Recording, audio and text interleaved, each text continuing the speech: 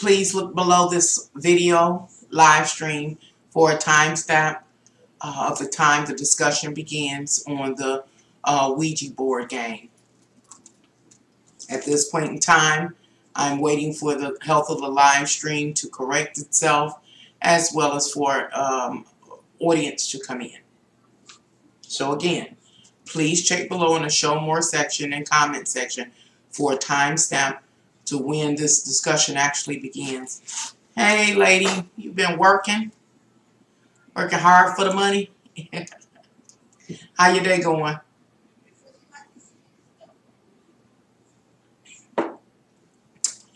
You have interest in a Ouija board? See what's going to happen here today. I guess the chat is in. Oh, it's really about to try to refresh it because it's acting up. Well, I'm going to give it a minute and just see if it does it on its own. I don't know why every single time I get on here it does the same thing. It'd be recording though when I play back and look at it, but I just want to make sure.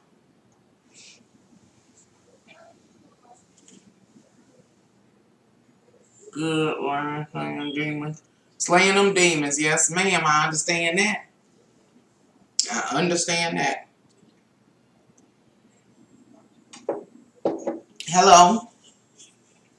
Right now, I'm waiting for the live stream to correct itself. The health to the live stream is poor. Hi, Jenny. It just went good. Thank goodness. Thank goodness. The live stream health is in the green. I'm happy that you can comment because the other day, person couldn't comment. I guess they changed the default settings or something on me, so I had to put them back in place. But I'm pretty good. I find myself a little irritated. But other than that, good. Pretty good. It is life. So, this evening we're talking about the Ouija board. If you're sensitive to such things as a divination, this is not the live stream for you. But if you're intrigued then about divination, then this is the live stream for you. We're just going to have a general conversation. It's actually, right now, I've been live for 2 minutes and 50 seconds. I'm going to wait to the 6-minute mark before I begin the discussion. Just trying to see who's going to come in tonight. And so I don't want to have to just go back and talk about the same thing I talked about. I do anticipate that this live stream will be brief. But again, intriguing. That's the goal. So I'm going to put my notes in order right now. Welcome in. Hello. We're talking about the Ouija board this evening. As I believe many of you know, the Ouija board is a form of divination. It's supposed to be a form of divination. Heck, I put these pages in order. Guess this one, and then this one. Live stream is going to be short. Why irritated? I'm driving, so if I slow respond, I can't. Oh, please don't respond. Please keep your eyes on the road and your hands on the steering wheel. Yeah, please move about safely. Just irritated. Just how life is flowing. It is nothing major. It's just irritating. I'm gonna tell you what happened. I like to play the lottery. So today I had this list of numbers. This what irritated me today. I had this list of lottery numbers, and the very first one I had about 10 numbers. And so I say, Nancy, you got to get control of this thing here, this lottery. I said, reduce it. So what did my smart butt do? I just like choose one, just choose one, trying to discipline myself one at a time. And tell me why I said I'm going to take off the first number on top. Shh, took it off. I go to CVS, the pharmacy, pick up my prescriptions, and I'm standing there waiting to cash out. And I just look up in the lottery machine over there, and guess what number was running across the lottery machine screen? Yep, the one I struck out at the top. So I'm just like irritated. This is a lottery person thing. Like, how the heck that happened? And $1, I was going to train myself with that $1. I'd have made myself mad with that $1. Like, oh man, it wouldn't have been that much, but it would have been more than what I got. So, anyway, I welcome you all. Welcome all to hear the Cane Angels Fly Tarot. We are live. Tonight, we're not doing tarot. We are exploring the Ouija board game. If you are sensitive to such things as various forms of divination, this is not the live stream or video for you. But if you are intrigued by various forms of divination, this video might just be intriguing to you. And so you should check out Enoch the Freestyle Prince on YouTube. Oh no, damn it. You'll win in tune to it. I'm going to have to look at it's called Enoch the Freestyle Prince.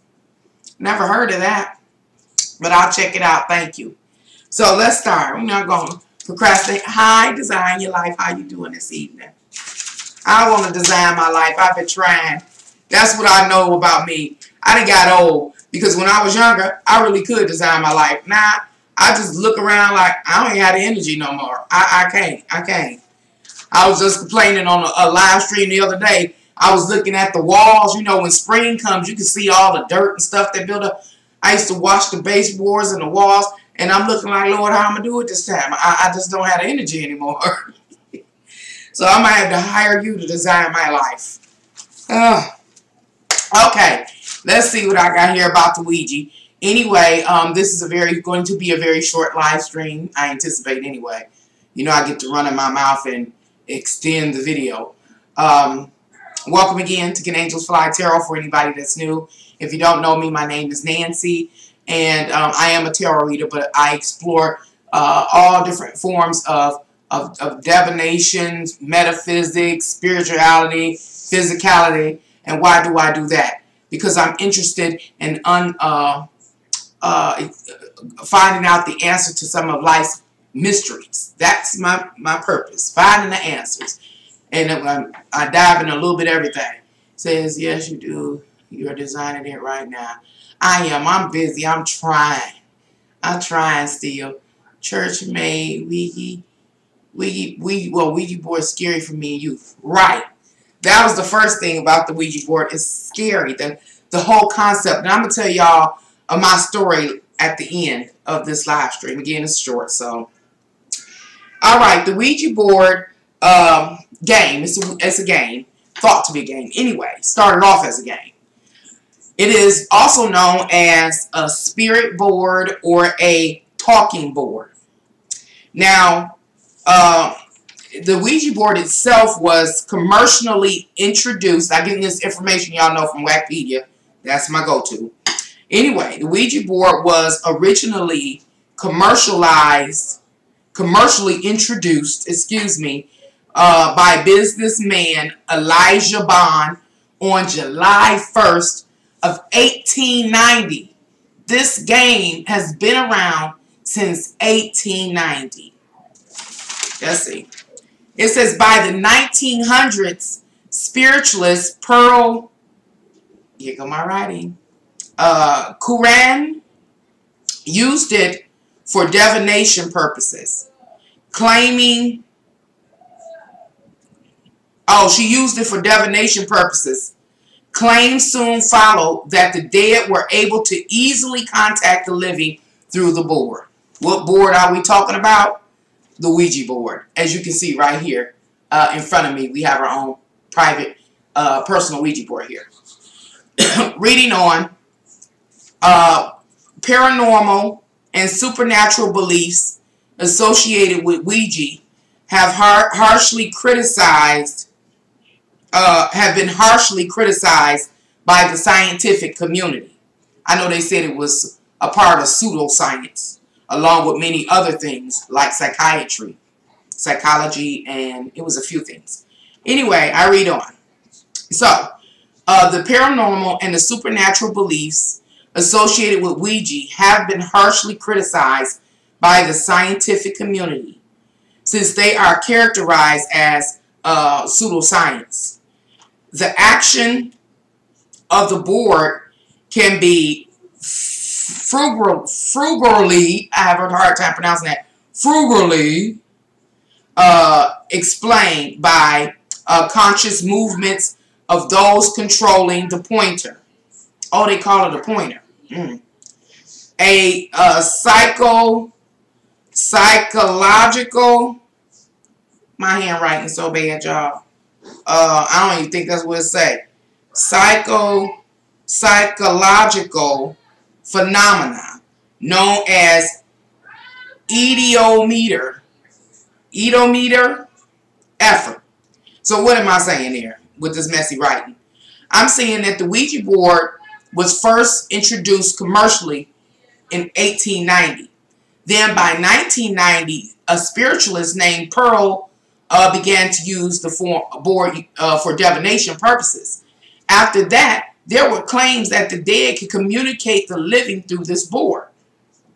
Now, the scientific community looks at such things as the Ouija board and other paranormal or supernatural beliefs to be pseudoscience, suggesting that the movement that occurs relative to the Ouija board is directly related to a ideomotor effort, meaning more of a subconscious movement. So, that was one. Going back here.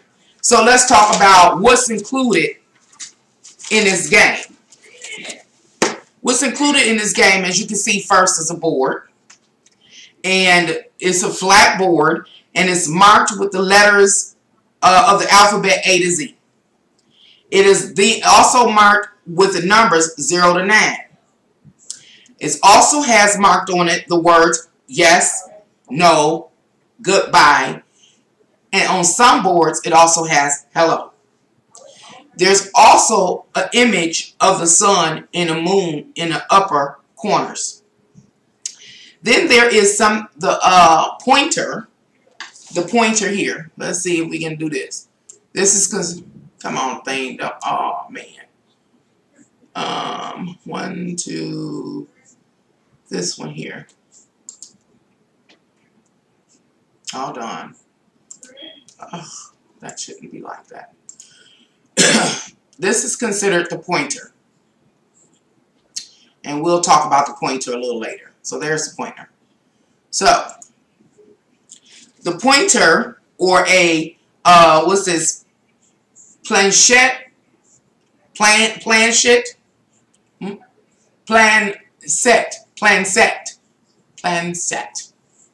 or pointer, or I call it an oracle, is a small board supported on casters, typically heart-shaped, with a small window for viewing Ouija's responses. Have any of you ever played the Ouija before? I know you said it was made scary to you when you were a youth from the church. But since then, have you ever used a Ouija board to answer some of your personal burning questions? I have, and we're going to talk about it in a little while. I just kind of want to go over Ouija, still talking about this Ouija board, because as you shared, Yanni, this board is considered a form of divination. It has been, I'll say, ridiculed for interested in it, though. Okay. It seems scary, right? And so it's because of the backstory behind it. Now, actually, it was supposed to be just a parlor trick, a game board. But during World War I, this spiritualist, Pearl, used it and claimed that she could get in touch with the dead, or that the dead could speak through the board. And that's where it got its more metaphysical energy from, backing from. But before that, it was just a game, a board game. And so, as we grew up, we learned that such things as the Ouija board were a no-no. We learned that it was possible to get in contact with spirits, and possibly malevolent spirits, and not get rid of them. And so, we grew up afraid of the Ouija board. The Ouija board. Well, we've discussed what comes in the box in the game. Now, I don't know if you know it or not.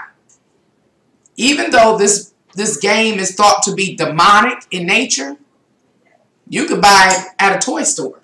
So that's interesting to me. With that being said, let's learn a little bit more about this traditional Ouija board. The original holders of the trademark are or were Parker Brothers, who created toys, and then it was Hasbro, who did what? Create toys. For what? Children. I go on. The game is recommended for players over the age of 8. So, that suggests that this spiritual board that is supposed to have the potential to tap into the spiritual realm and allow a person access to the spiritual realm, both malevolent and benevolent beings, was originally being marketed to children. Interesting. I wonder why. But I go on. Oh, I read about that. That it was introduced in July of 1890. I didn't know the game was out that long. Yeah, and marketed to 8-year-olds. Let's see. I know I didn't go. I missed something. Something. Okay. I guess I did. Like I said, it's going to be short. But it ain't that short. Hold on. Okay. So what I want to do at this time is like, so I want to kind of move forward with this live stream like we are preparing for a seance. And what is a seance? It's when people come together with the intent of meditating and contacting the spiritual realm. And so here we are around our Ouija board. So before we begin to play the game, if we were to play the game, we would first have to read the rules. The rules were also included in this game set. And so I couldn't find an actual pamphlet that comes with the Ouija board, but I did find a particular channel here on the internet that talks about 21 Ouija board rules everyone needs to know before they start playing. And it is on thoughtcatalog.com. So right now, what I'm about to do is read these 21 rules everyone must know before playing with a Ouija board. Am I suggesting you play with a Ouija board? No, I'm not. We're just exploring the Ouija board because it is a form of divination. And since it's a form of divination and has this, what do you call it, stigma or belief stuck to it, that a person can use that Ouija board to tap into other persons or other entities' consciousness in order to get answers, we're going to explore it. So we know if it is worth our time or not, or if it can help us or not. So here are the 21 rules. Sit back, get you something cool to drink as I read. Number 1, on thoughtcatalog.com. It says Ouija boards are not a joke. It says read up on what can happen when you use a Ouija board before you use a Ouija board. The most important rule is to never taunt or gourd. Never taunt or gourd a spirit to communicate with you through the Ouija board. This can have disastrous consequences. 3. Never ask a Ouija board when you are going to die. I remember that being in the original pamphlet. Number 4, rule number 4. Spirits who talk to you through your Ouija board can tell you anything they want. Just because a spirit says something does not mean it is true. A spirit tries to win your trust by telling you they are a long-lost relative or the spirit of a small child who needs your help. In reality, the spirit could be malevolent. 5. Never use a Ouija board alone. So thank you for being present here at Can Angels Fly Tarot as we explore the Ouija board. The more people with you when using the Ouija board, the better. This means there is more energy present to connect with the spirit. If not everyone can comfortably sit and touch the planchette. Shit. Ooh, excuse me, but it sounds something like that. Planchette. Or planchette. I'm going to say shoot. Cassette. Cassette. Plan cassette. I'm going to say planchette. I'm going to just put pointer. Because I'm not pronouncing that right now. I keep cursing all the way through the live stream. So, in touch with the pointer.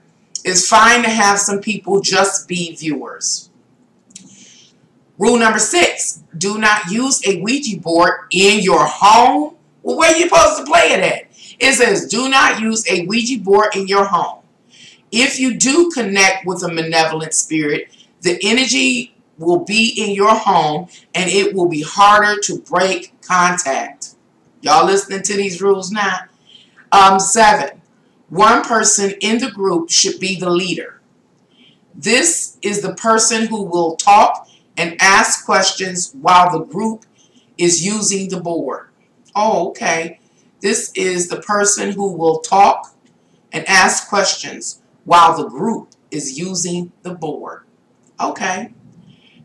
Rule number 8.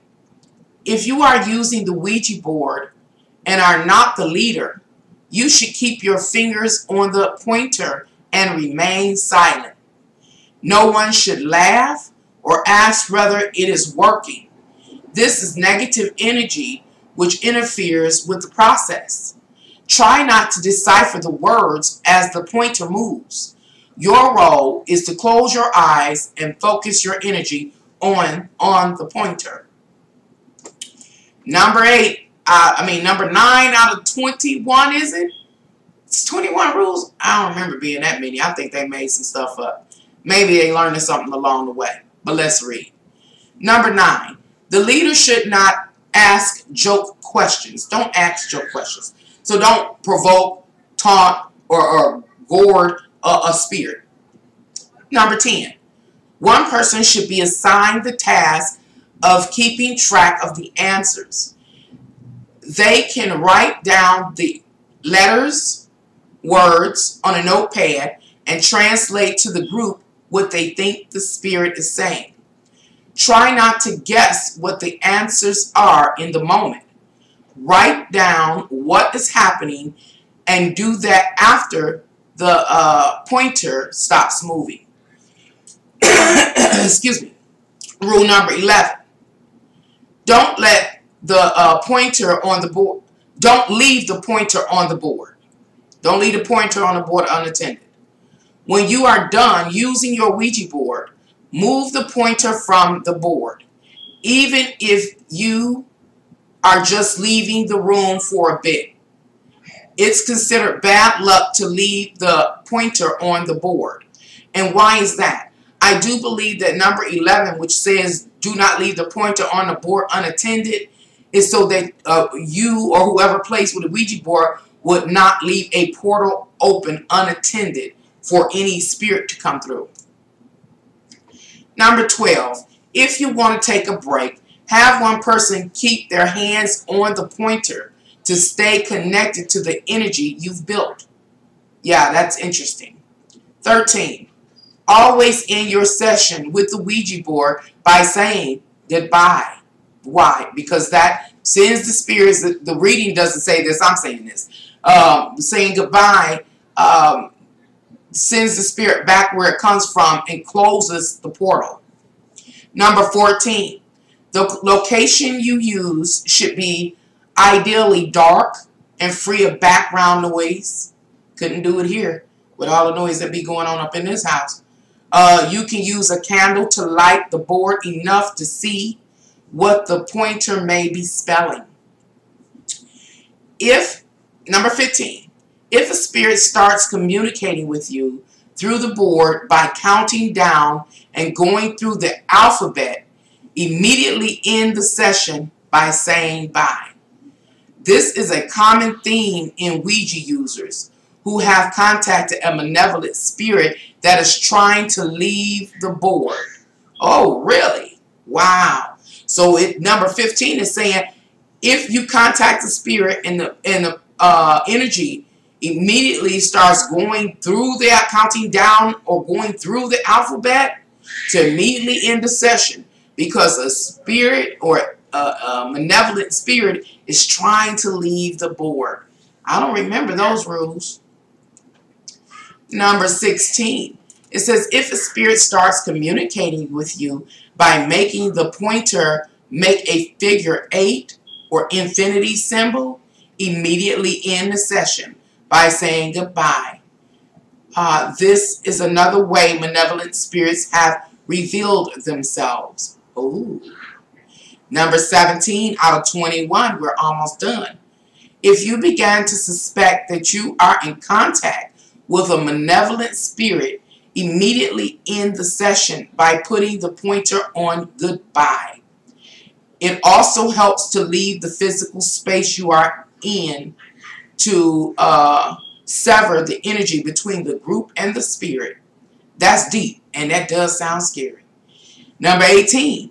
If you speak to a spirit who identifies themselves as, oh, Zozo, ooh, end the session and say goodbye immediately.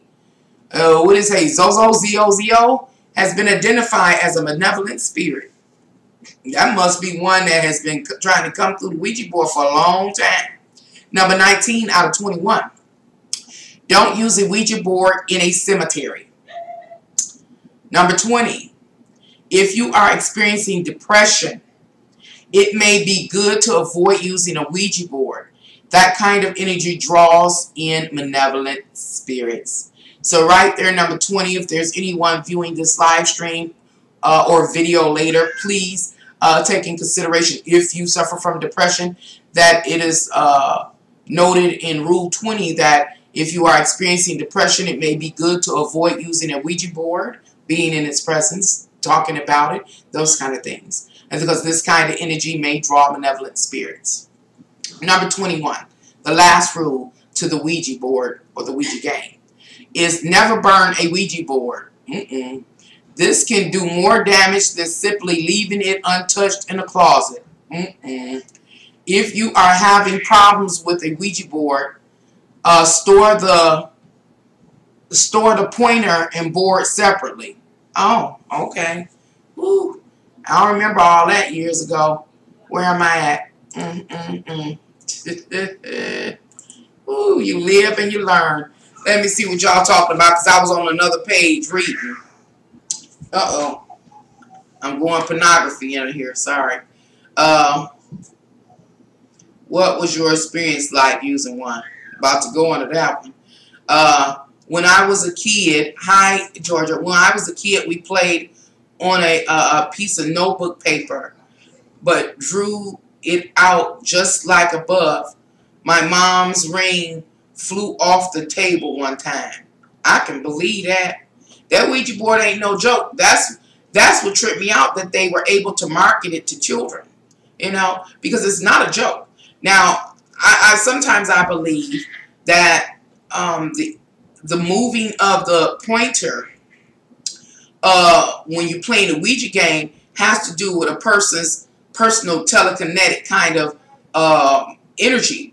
Because when you're playing the Ouija board, you are really focusing. It's like, for instance, the times that I have played. Let me start. I want to read this first.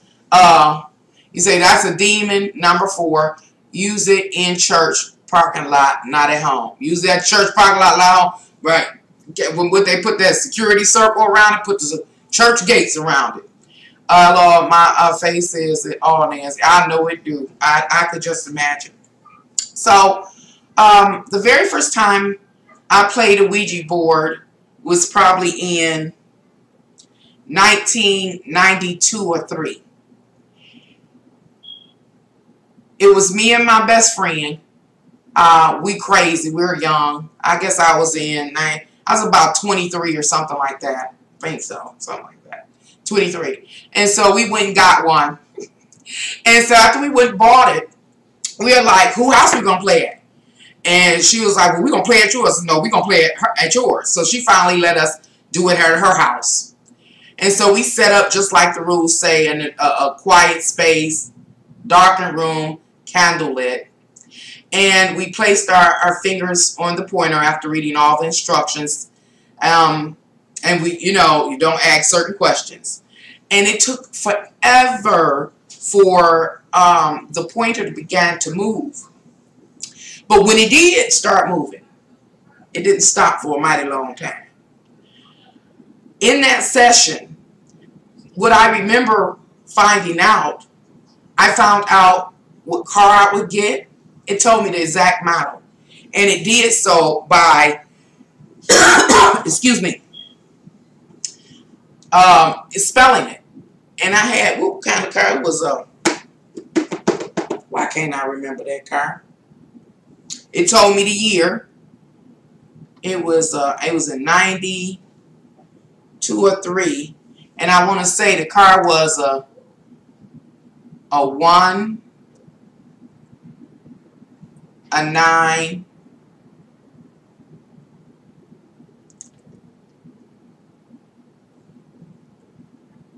$80, no, it was 80s, 89. It was something like that. And as you can see, I don't know, can y'all see the pointer moving? Which that's me. Dark room scary. Right. It says, I think once you open, you can't close once open regarding marketing to children. Children in rainforests or live close to the earth already connect with spirits and ancestors at age 8. Very true, very true. And that, you know, so those are the kinds of things that I think about too, Yanni. Like, we were meant to connect to the spirit. You only resonate, you only connect or are open or susceptible to that which you resonate with. Now, if in touch with malevolent beings, yes, they can taunt you externally. Well, I can't even say that, because if they can get in and invade your body, they will too. But my whole point is, as human beings, we seem to have a natural ability to connect with the ancestors and the spirits. And that's why I find the Ouija board and other forms of divination interesting. Back to my experience with the Ouija board. Once we were set up, what I noticed was, you know how the instructions say you have to put your fingers lightly, just gently on to the this pointer here, and you just sit and you ask a question. What's supposed to be, the way it's supposed to be set up is the people with their fingers on the pointer, very delicately, barely touching it, and then there's supposed to be a person to the side, the leader, that already has a list of questions to ask, and then there's supposed to be another person that is taking notes as the Ouija board responds and answers answers the leader's questions. So in this experience I had, where it was just me and my best friend, we had to kind of play all the roles. And so we both sat there with our fingers delicately on the pointer. And it took a long time for the pointer to begin to move. The pointer, we got a little feet, or what they call it, what they call them, shoots or something they called them, casters, had like felt bottoms. And so even though it had felt bottoms, the pointer wouldn't move that easily. But once it was enough energy built up in the pointer, it would begin to move. Now, I'm not going to be so bold to say that spirits cannot come and maneuver the pointer and give answers. I'm not going to say that by far. But what I know is that our hands stayed on there so long that we are energy beings, that our energy was infused into that pointer. And yes, it did start to move. And it told me the car, it moved just like this. This is me moving it, y'all. It's not it moving itself. But it was slide. We asked the question. I say, will I get a car? And it would go like, well, first you start off and you say hello, you open it up, and then you ask, like, will I get a car? And it'll go yes. And then it will go back here on its own. And it's like, well, what kind of car will I get? And I don't remember what kind of car it was, but it spelled it out. Let's say, hypothetically, it was a, what kind of car would I get? Where's my pizza?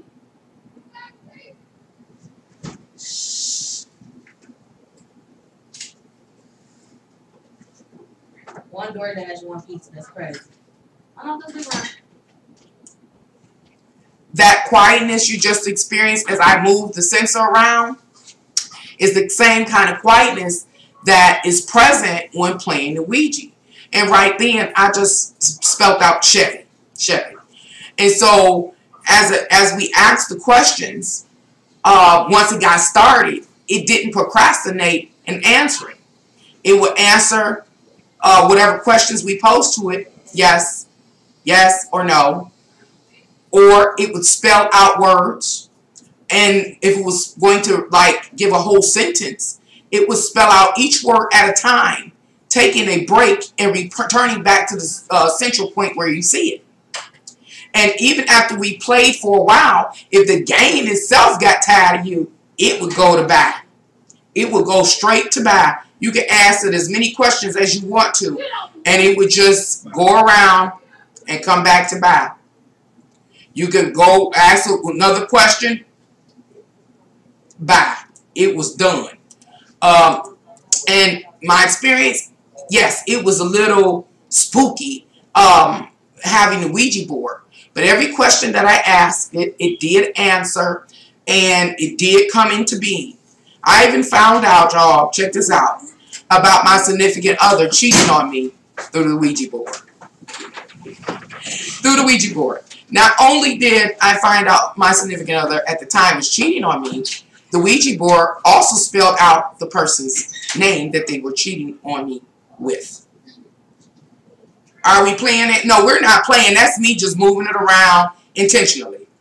Not ask questions, just giving examples. Not playing, not inviting any energy spirits or asking any questions for any foreign entity or body to answer. No, we're just exploring the Ouija as a divination, a tool of divination, and which many people use, and obviously even including children are invited to use. So my question is, do you think this is an appropriate, hi Debbie, an appropriate game for children? Now, as I mentioned, I shared my experience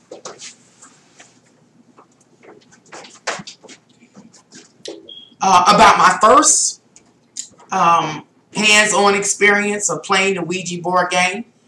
And I did not feel, per se, a presence that time. It was, but I felt energy moving. And at that time, I felt like the energy was moving more through me. And my girlfriend kept saying, Nancy, stop playing. You pushing it. Because when she would ask a question, it wouldn't even move.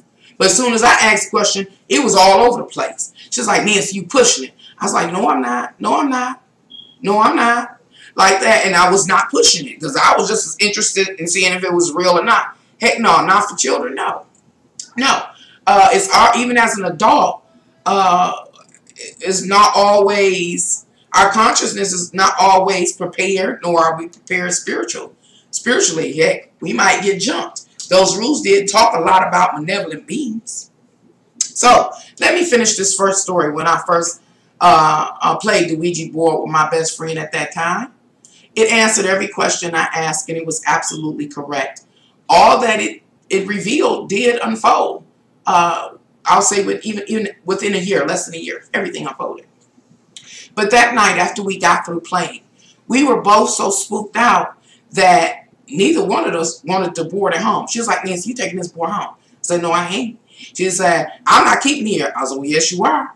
And so, guess what, y'all? Y'all ain't going to believe this. So we took the board and we left. We decided to just leave it in my car. We left it in the car. Wake up the next morning, it's back in her house. We stayed in 2 different locations. So then we went and threw the board away from the houses. Away. We drove away, threw it in the dumpster like going in a Target somewhere. Guess what, y'all? It was back the next day. Now, these rules say you ain't supposed to burn one. But I do think we end up burning it. So we broke a rule. Forgive us. Portal closed. Long time ago. But 20-something years ago. So that was my first experience with a Ouija board. The next time I ventured off with a Ouija board was in maybe 2007. I bought another Ouija board and had what you call a seance. Not to contact the dead or anything, just inquiring about burning questions that I had, as well as other people that were a part of the session. And it was quite a few of us this time. It might have been about 6 or 7 of us all together. So we did have a note taker.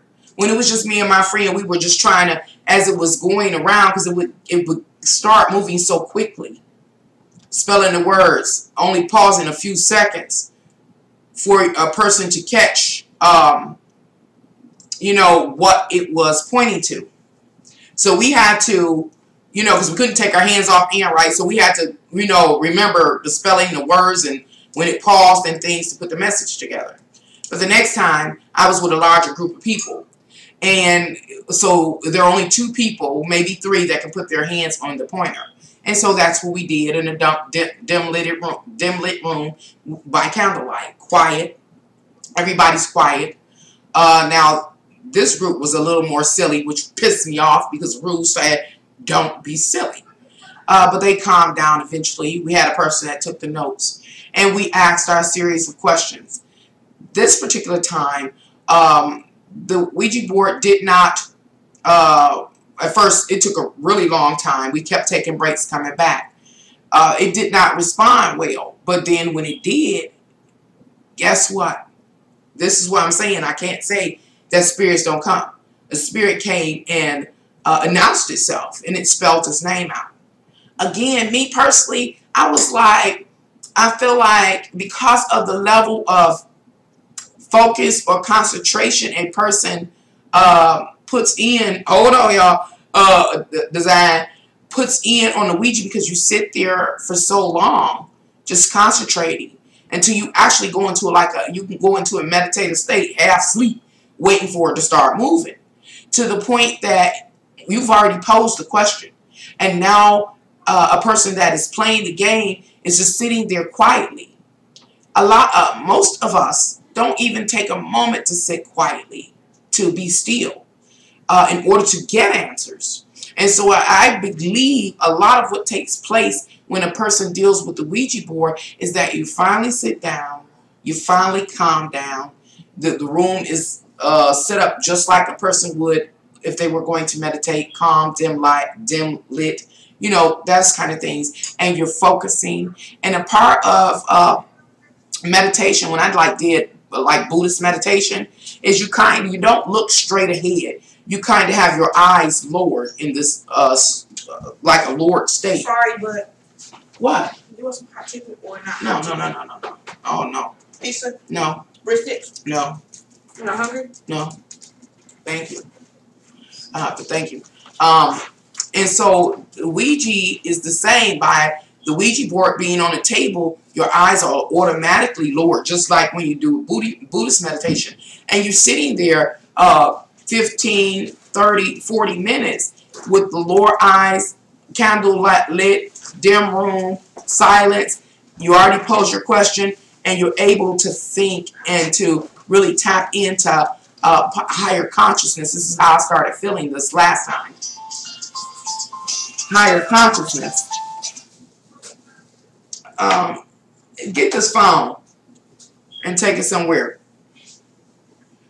And at the time, I think that a person begins to experience, was it clairvoyance? Juice. Here, answer this. No, I think it's Kim or Jacob. Clairvoyance. You start to see things clearly. The questions that you are inquiring about usually have a direct relationship with your life or someone similar to your life. And if you just take the time to think on such things, you can obtain answers. Not only is there a clairvoyance that happens because of the state of meditation that you are in as you wait for the Ouija board to move or to tap into some supernatural being, You also have a telekinetic energy. Again, a person's or the participant's hands are placed on a pointer for an extended amount of time. We do have a certain level of electricity that runs through our bodies. And so once the felt on the bottom of the pointer is, I'll say, saturated with energy, I believe it helps that little plastic, or usually made of plastic, pointer to begin to kind of lift off of the board with static energy. And that's what I really believe happens.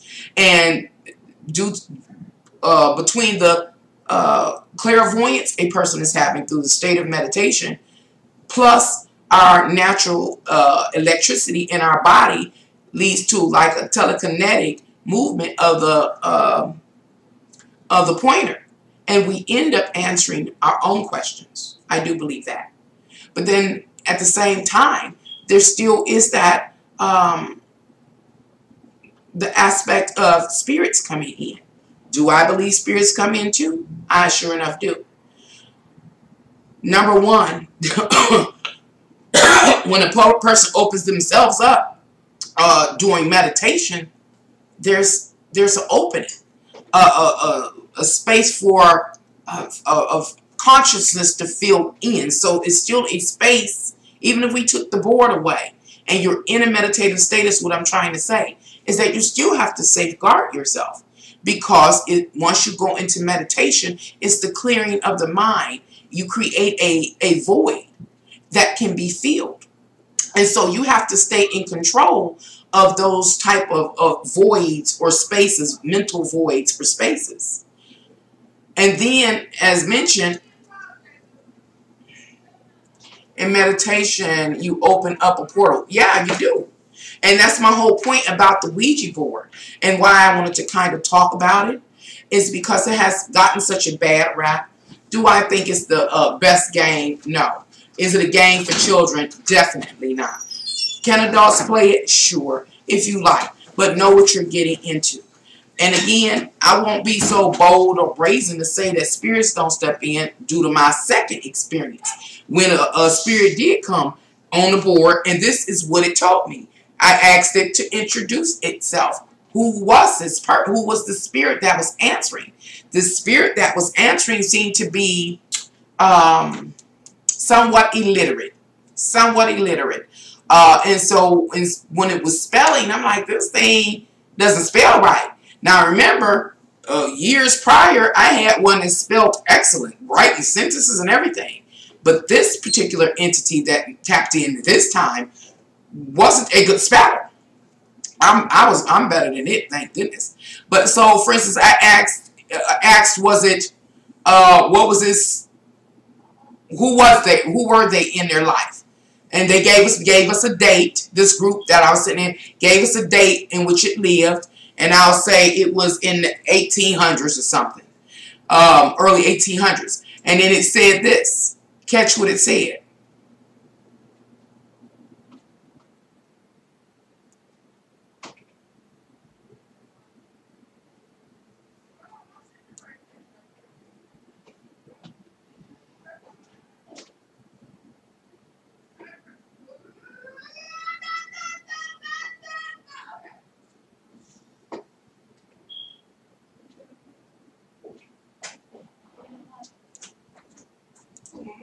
Yes. So, you know, we was tripping like, oh. So it made it make sense why this entity couldn't really write or spell very well. Now, it spelled fairly well enough for us to get some clear words. But for the most part, this thing could not write. You know, like the other one was long sentences. It was like, what kind of car I'm going to get? It was like, God dang, what kind of car was that? It was I had a Cavalier. It was a Cavalier. And it said, I forgot what a Cavalier by, let's say it's GM. It's like GM Cavalier.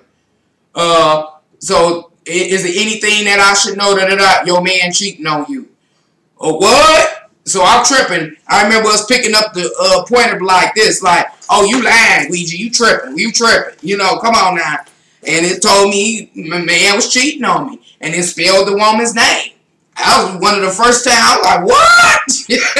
So Ouija told me. I was like, okay, hold on, Ouija. I was about to pass out and faint. So, you know, after a session like that, me and my girlfriend the very first time, we sat there for hours.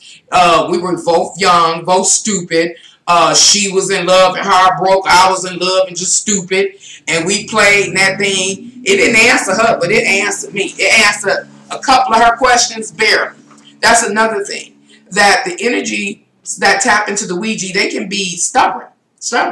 And if they don't, I guess if you don't have a high level of openness to them or acceptance, or maybe you're not, maybe so much not carrying an open spiritual vibe, they'll be stubborn and it won't move. It'll stagnate. It'll act like it's going somewhere and go right back. But when I would talk to it, this would spook me out. Why was it when I spoke to it, I was having a discussion with Ouija. Ouija be all over the place spelling stuff. And I'd be like, can you slow down, Ouija? Because at first it would be starting like that first time when me and my girlfriend had the session, Ouija was like this. It was flying everywhere. And remember, it was just the two of us, so it was nobody to take notes. And so we were trying to spell the words, so we just started, as Ouija was moving, we would spell the words, the letters out loud. And as soon as we got a complete word, like say it was train, T-R-A-I-N. Well, we knew that word was train. We knew it ended there because it started moving so fast. And so to the point, it was like, hey, can you slow down? And Ouija first moving like this. And then it said like, okay. And it started slowing down. So I done had some freaky experiences with Ouija. Again, I'm a little scared of Ouija. Again, because that board kept appearing and reappearing when we kept trying to get rid of it. And it didn't want to go nowhere. So, you know, we prayed. We had a prayer session. We burned candles, opened the Bible. We read the Bible, no joke. We were scared. But the last time I wasn't scared as much. But it was tripped out. So did you end the session with the slave? Oh, yeah. We ended the session with the slave. You know how they say at the end of the session, it's goodbye, Ouija. Goodbye. All, what do we used to say? Something. We used to say something. I forgot. Goodbye, spirits. We send you back where you come from. Goodbye, spirits. And something we used to say. And so, yeah, we ended the session. We will open them up and end them. And so, the Ouija board, again, it can be a helpful form of divination if you know what you're dealing with. I do think you should follow the 21 rules before playing Ouija as offered on Thought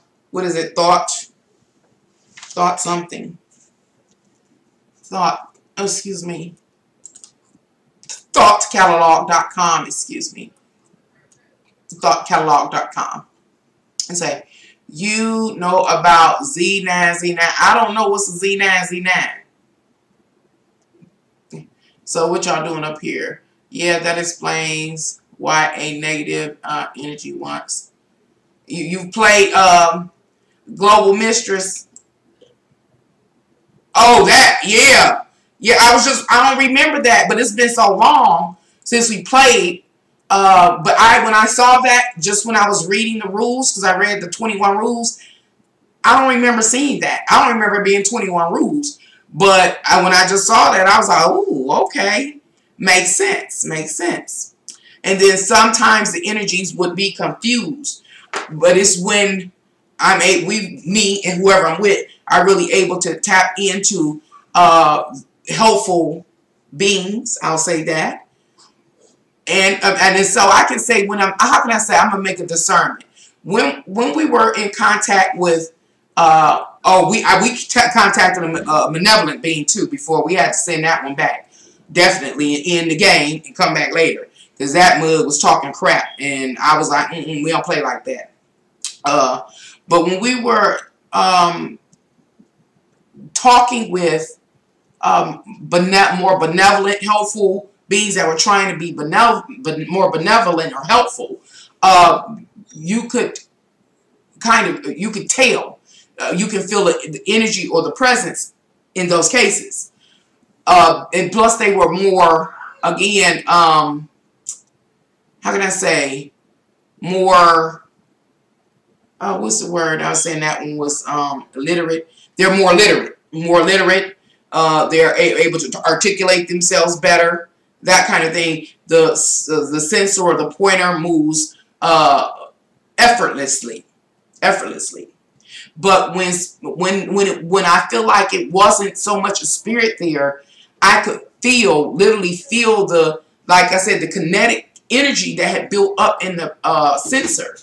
And I realized that we had sat there so long and we're in that meditative state that at times we collectively were making it happen. And in that case, I think at that time, when people, like say it's 3 people on a pointer, meditating for 30 minutes in complete silence and under candlelight, eyes lowered, I think that we kind of end up syncing together. I've had that sensation too as well when dealing with the Ouija. And so what am I trying to articulate here? I'm articulating that you can receive, or a person can receive, or a player of the Ouija can receive messages both from spirit, but you have to be careful, of course, both spirits. There are malevolent and benevolent beings. There are those that are more literate than others and more helpful than others. And you can also receive messages through the collective consciousness, or the collective consciousness of the participants playing, and their energy being focused in on a particular focus allows that Ouija board to work as well. And in that, I mean that I think that we have a lot of answers to some of our concerns and questions in life. And when we put our minds to it and we clear our minds and we just focus, Ouija board as a means of focus, we're able to answer those questions. The same thing seems to be true to me when it comes to tarot, because how can you explain tarot and it be able to answer so many people's questions in this world that are interested or dealing in tarot? It is because tarot is also a means of divination that allows you to focus your mind on specifics. And what specifics in that case are we talking about? We're talking about the human condition when we're dealing with the tarot and the images that are presented on each tarot card. And so divination to me is useful. It can. I do believe it can. I think it should be used responsibly, whatever you're using. But I do believe that the forms of divination that I have dealt with can be used to help you focus your mind, calm your mind, in order to get answer to some of your life questions. But of course, you must use it responsibly, because we know that there is a physical realm and that there are spirits, malevolent and benevolent, that exist, that have no body, that are looking for someone to express themselves through, or somebody to express themselves through. So I guess that's about all I wanted to talk about. I just wanted to share that. I'm just going to read the chat a little bit. You says, can we have a Ouija session with you? You know what? I would like to, but I don't think I can. You know, I was able to kind of carve this little board out off of Google and make it, you know. All right, let me say one more thing. Closing the session that we had, even though it wasn't a session, but we ain't trying to send nothing home with nobody. Goodbye, Ouija, and all other spirits, malevolent and benevolent. Goodbye. So we're going to let anything that might have been trying to come in get back to its own business, because we ain't trying to deal with it right now. I would like to maybe one day, but I would really have to figure out, because again, I have this mouse, and I was thinking about, I said, could I actually have could I actually have a seance here on my channel? I guess I could set the mouse to more of a, what do you call it? You know, the sensitivity.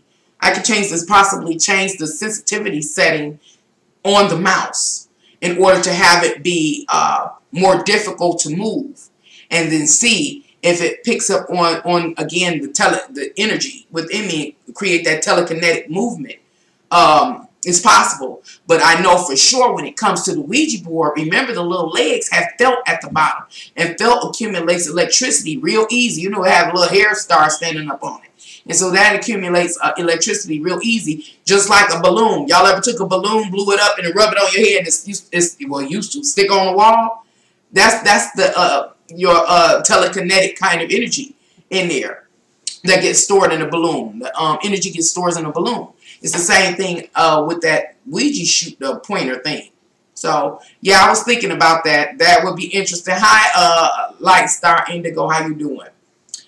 David, how are you? Oh, what about that? Well, it associated that Zo, or whatever it's called, Z-O-Z-O, is associated with Ouija. It's a non-malevolent spirit that try to come through Ouija and be trying to get up out of here. And it can't get out of here, here. Got to go somewhere else. Hopefully it's locked down. Divinity already handled that. So, what else y'all see up here? Me and this here chat. So have any of you ever played Ouija and were you scared? Did you get any answers to the questions that you had and it was true? You say, George, say, let's do it. You want to do it? Oh, y'all crazy. Everything start glitching out here on YouTube, and then they track it down to be on my channel up here playing with a Ouija board live. Honey. I ain't playing with y'all. It says, what kind of wood are the Ouija boards made of? You know what? I guess it depends on the creator's creativity.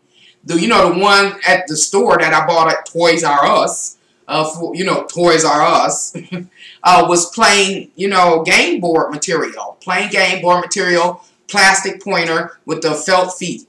That was it. But like this board here that I snatched off of Google, it looks like it's made out of some, what do you call that? Is it maple wood or something like that? Pine wood or something? And then I seen even more elaborate ones when I Googled it. Beautiful. And then the pointers, oh my God, there are people that have a real life interest in Ouija. And they fashion these pointers, or what's this thing called? Planchettes. It was planchettes. That's what it's called, the pointer, or the oracle. And they fashioned them. I've seen on Google, beautiful metal casted with all of the embroidery or whatever you call it, elaborate. And so I guess it's based on whoever the creator is. And somebody shared here that when they were younger, they took a piece of standard, them and their friends took a piece of standard paper and wrote all, the letters and the numbers and a goodbye and a yes or no on a piece of paper and did it. So, and said their mom's ring flew off the table. Yeah, it'd be some weird stuff. Oh, yeah, and that first night, the first time with my friend, it did get a little weird. The lights came on. Remember, we were sitting in the dark in candlelight. The lights came on and went back off. Remember, that was the time we couldn't get rid of that board. And I think, if I'm not mistaken, we burn it up. Rules said don't burn it up. But we couldn't get rid of it. It kept coming back. Hey, I ain't had time to be running from no Ouija board. Ain't that something? At Toys R Us, I mean, for real. And when you really think about it, even if a person... Your plate will be in the microwave if you're hungry. Okay, thank you. Even if a person is older and tapping into the spiritual realm, you still have to be prepared because you don't know what you're going to get. I'm going to tell you a story about tapping into the spiritual realm. One day, I was cleaning up. I'm going to try to keep the story kind of generic. I was cleaning up, and I felt this metal coat fall over my shoulders. It was I think I might have told this story on YouTube. I'm not sure. But I felt a metal coat, like a cloak, fall on me. I'm sleeping. It's spring. I told you when I was young, I can watch baseball's walls and do all that. So I'm still young. I'm sleeping. It's spring. It's gorgeous. I need a beautiful home. And boom, this coat fell on me. This big metal heavy coat. This is in the spirit.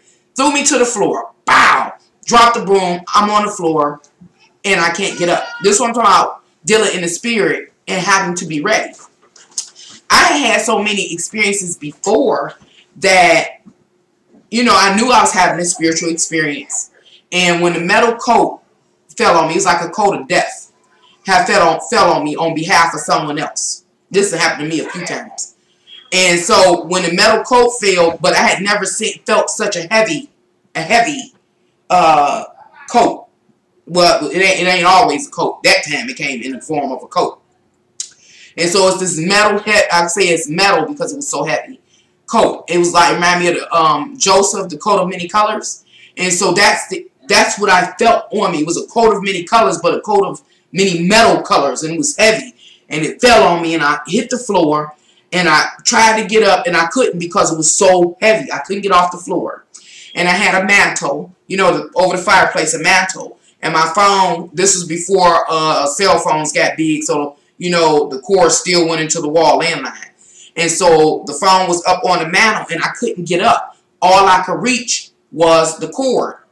So I yanked the cord, and the phone fell, and I caught it. And I'm still trying to get up, and this bookshelves built on the mantle. So I'm trying to crawl up these bookshelves. This is reality. And I can't get up because the coat too heavy. This coat of many colors. It was metal, though. And so I knew something was wrong, but at the same time, I'm a little afraid because it was so heavy. I never had something spiritual hit me that disabled me. It disabled me. And so I dialed a friend of mine, and she was a real religious woman. And I called and I told her the experience I was having.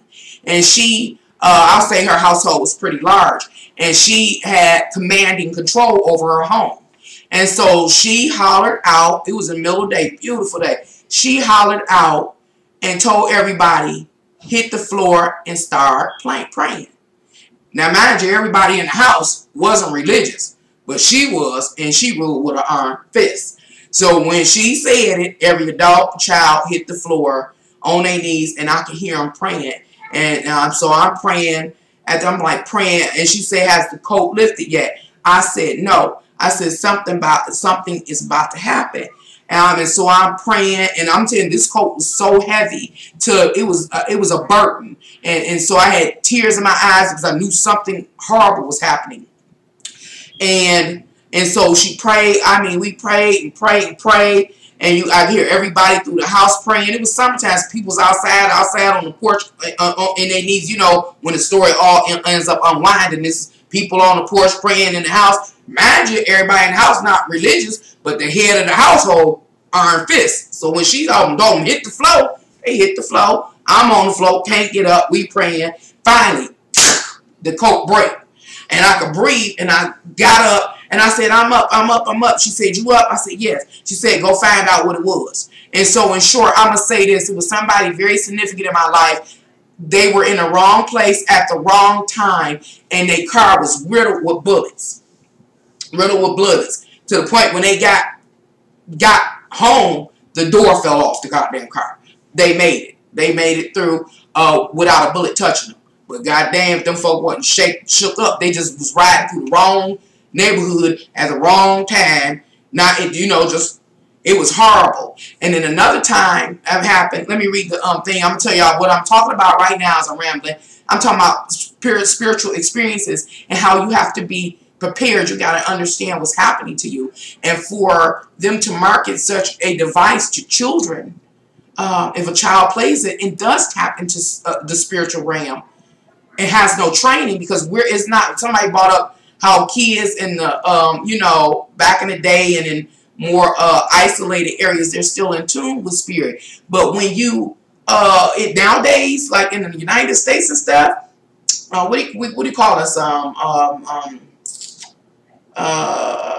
Contemporary life, we're not in tune with spiritual stuff. So when it hits us, especially a child, 8 years or so, hits them, they may not know what's going on. So, that could be disturbing to them. And I've heard people that have gotten awakening at a very young age, and it did shake them. Really have. And then they're really disturbed. And it's because, again, they're adults. The adults or elders are not spiritual people or don't teach the children about spirituality. Am I promoting Ouija boards to kids? No. Quite the contrary. I'm saying that you have to be ready. It don't matter what age you are, but definitely children. So you said, if we get you a board, Nancy, would you broadcast it? I ain't doing it. I don't want no Ouija board in my house. No. The energy I had when I was younger, I could combat some stuff. But now, I ain't got it. I ain't got it. Oh, my God, I ain't got it.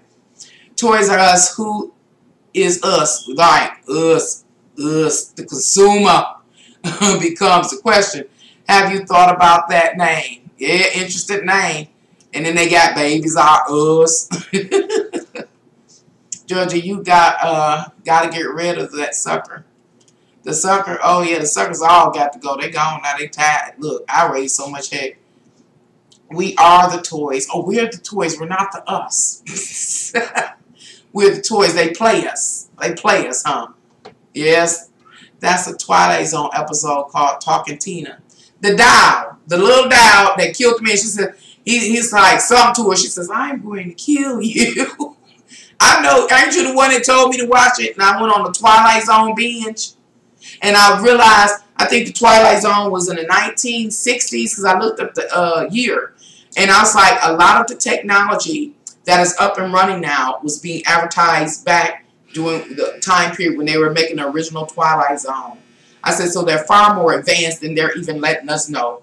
We up here tripping because they got cyborg or synthetic humans and slave dolls. They was talking about that back then in the 1960s. What else did they have? The mainframes, computers, and taking over jobs and things. That was one of the episodes where it was the upcoming mainframe and technology putting people all out of work, and the man didn't care who he put out of work until it was his job. You know, yeah, you the one that had me binging on Twilight Zone, but they was telling of this time then in the 1960s. Oh my God! Now you know Talking Tina too. Now that was a scary one. I'm Tina. I'm like, and now you know that was gas. The doll was gaslighting the man. Wasn't that what the doll was doing? Gaslighting the man. Yeah, the wife beefing, the kid beefing. It was the doll all along, and that doll was not playing. Especially when he was torturing it. I was like, oh Lord. She was like, I can take it. Can you? That was scary. I got chills all. But you know, when you talk about that Tina doll, Talking Tina, think about the Chucky doll. And now it's trending that, what was the name of that program? And I binge watched. It was called, oh my God, what was the name of it? It's on Netflix.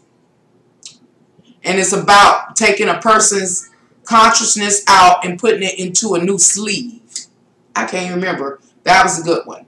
And so when talking about Twilight Zone from the 1960s, Talking Tina, and then Chucky was what in the 90s. And now it's really trending heavy in movies and things about removing people's consciousness and placing it in a substitute body or vessel. It lets us know that they are much further along than they are letting us know. Letting us know about a lot of things. You say you got chills all over you? Look, it's going to be okay. We're going to be all right. We ain't calling nothing strange and deranged up in here. We ain't doing nothing strange for a little change. Not here can angels fly tarot. Not while we live anyway. Kids close to nature are connected to spirit. Yes, the doll. He couldn't get rid of her. He could not get rid of her. She got rid of him. That was scary. Oh, the movie Get Out. I love it. Right in the movie Get Out. I love the movie Get Out. Moving consciousness from one being to the other. That's scary. Now that's some scary stuff right there. And for him to be promoting it so much, I forgot about Get Out. To be wait a minute, even a new one Jordan Peele did that I didn't care for. What's the name of that new movie? Us. Somewhat the same thing where they were able to I guess, clone the people. Or I don't know what that movie was about really, but something about their spirits not, the spiritual being tethered or something like that. So they're doing a lot of desensitizing us on that subject matter. And I'm not trying to have my consciousness be nowhere.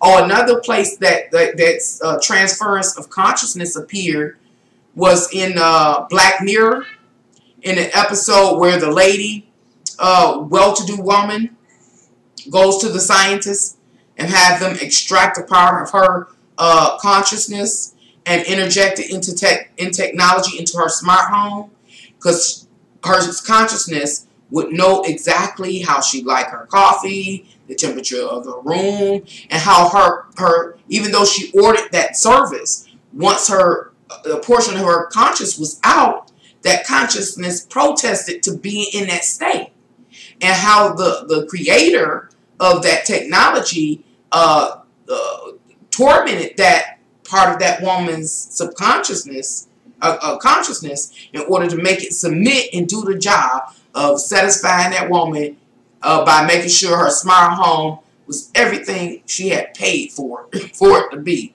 That's some deep stuff. That's a whole lot of deep stuff out here. Now that's scary. That's more scary to me than this Ouija board. That's more scary to me than even the iron coat that fell on me. And no love about your experience. Get out. True story. Get out.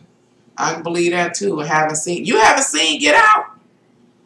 Oh, that was a good movie. You got to catch that one. I think I just seen Get Out on. Is Get Out on Netflix? No, I think Get Out was on cable or something. Hi, Big Ish. How you doing? We was on here talking about the Ouija board. The Ouija board is shut down, but we was talking about how it move around and answer our questions. And if it don't want to talk to us, and we don't want to talk to it, go to goodbye, and we take the shoot off the board. End the session. So, another thing, we're talking about having spiritual experiences. And so, I wanted to talk a little bit more about having spiritual experiences and being prepared. Do you have to meditate or play Ouija as a form of, again, meditation, or tarot as a form of meditation? The answer is no, you don't. I think you have to be actively, consciously aware in your life. And through that process, you will learn. You will come to see. Now, if you're like a very hyper person, it might be more difficult for a person to have have spiritual experiences and be aware of it, because it takes this it's like this, that Matrix, you know, that how they created the Matrix scene, they said, where you slow down, the Matrix speed. That's where a person, this is where I go when having a spiritual experience. It's this Matrix speed, I'll call it, where it's the slowing down. Even in the physical, it slows down, even though the event, whatever it may be, is moving forth, doing its thing at normal rate. But my consciousness itself goes into that Matrix speed where it slows down and it moves and is able to think things through, and the clairvoyance happens. The clairvoyance happens, and I'm able to gain clarity and foresee many probabilities and make a decision about what is best. So at this time, I want to tell you another story about a spiritual experience I had. I had quite a few. My life is made up of them, as a matter of fact. But this particular time, my best friend asked me to go out with her. And I said, nah, I don't want to go out. She said, well, can you drop me off? You know, the rest of our associates were already at the birthday party at a bar. They had retained the bar and everything, you know. And so I was like, I'll drop you off. She's going to ride back with the other people. I said, okay, because I'm not going. I might have just changed my mind at the last minute because I felt funny. If I feel funny, I ain't going. Intuition, if I feel it, I ain't going. I don't care where it come from. And so I drop her off. And when I get back, I can't get out the car. I can't get out the car. I'm just sitting there and I just start praying, and I'm just praying, and my significant other comes to the door and says, "Are you going to get out the car or what?" I said, "No, I can't get out the car. Something wrong. My stomach hurt. My stomach hurt." And so I just sat there and I prayed. You know, people might say praying in tongues. Oh, I prayed so hard because I didn't know where the sickness in my gut was coming from. It was just this ease, this discomfort. And so I was praying and praying and praying and praying. And so he came out again. He checked on me. "You okay?" I said, "Yeah, I'm okay, but something wrong. Something wrong. I'm just praying. I'm just praying. Leave me alone. I'm praying." And so he go back in the house. Next thing I come out, he come out running, hollering, screaming, "Your best friend that got shot in the head at the bar." And they had something had started and they left. And this is an older bar, so I don't remember what happened. But anyway, because of somebody had started arguing, she and another friend, or mutual friend, family member, got up and they was like, "We going home." They had been there under an hour. And so they walked, they get into the car, started the car up, and then all of a sudden somebody shooting.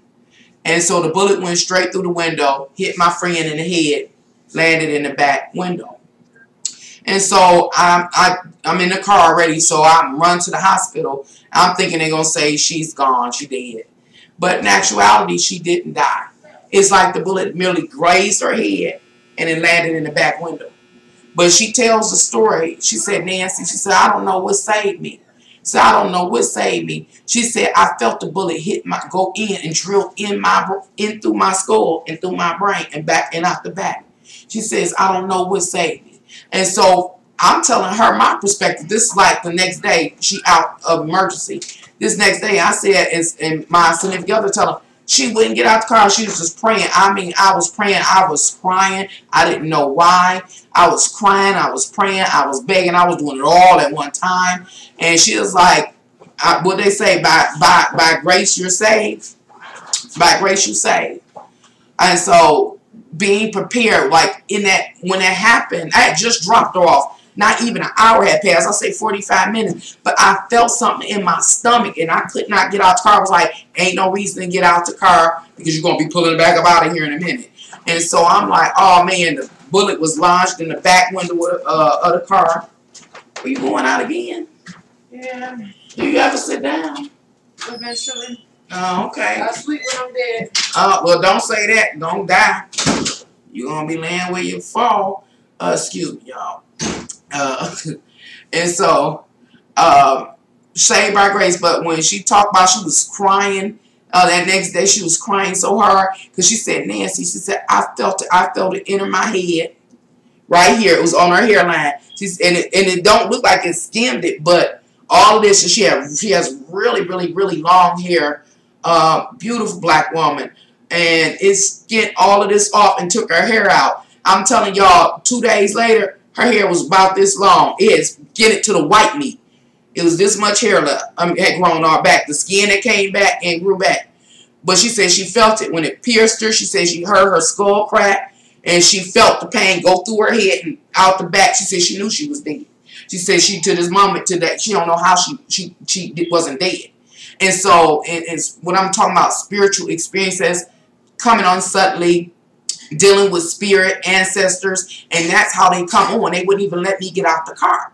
Now imagine a kid having that experience. A kid don't know what that is, to tap into something like that. That's overwhelming. As adults, it's hard for us to comprehend. And many of us have these kind of experiences and don't realize that's what was happening. And why is that? It is because we are not raised in a world that acknowledges spirituality. We are, what the new word here on Can Angels Fly Tarot is, we're contemporary. That's interesting.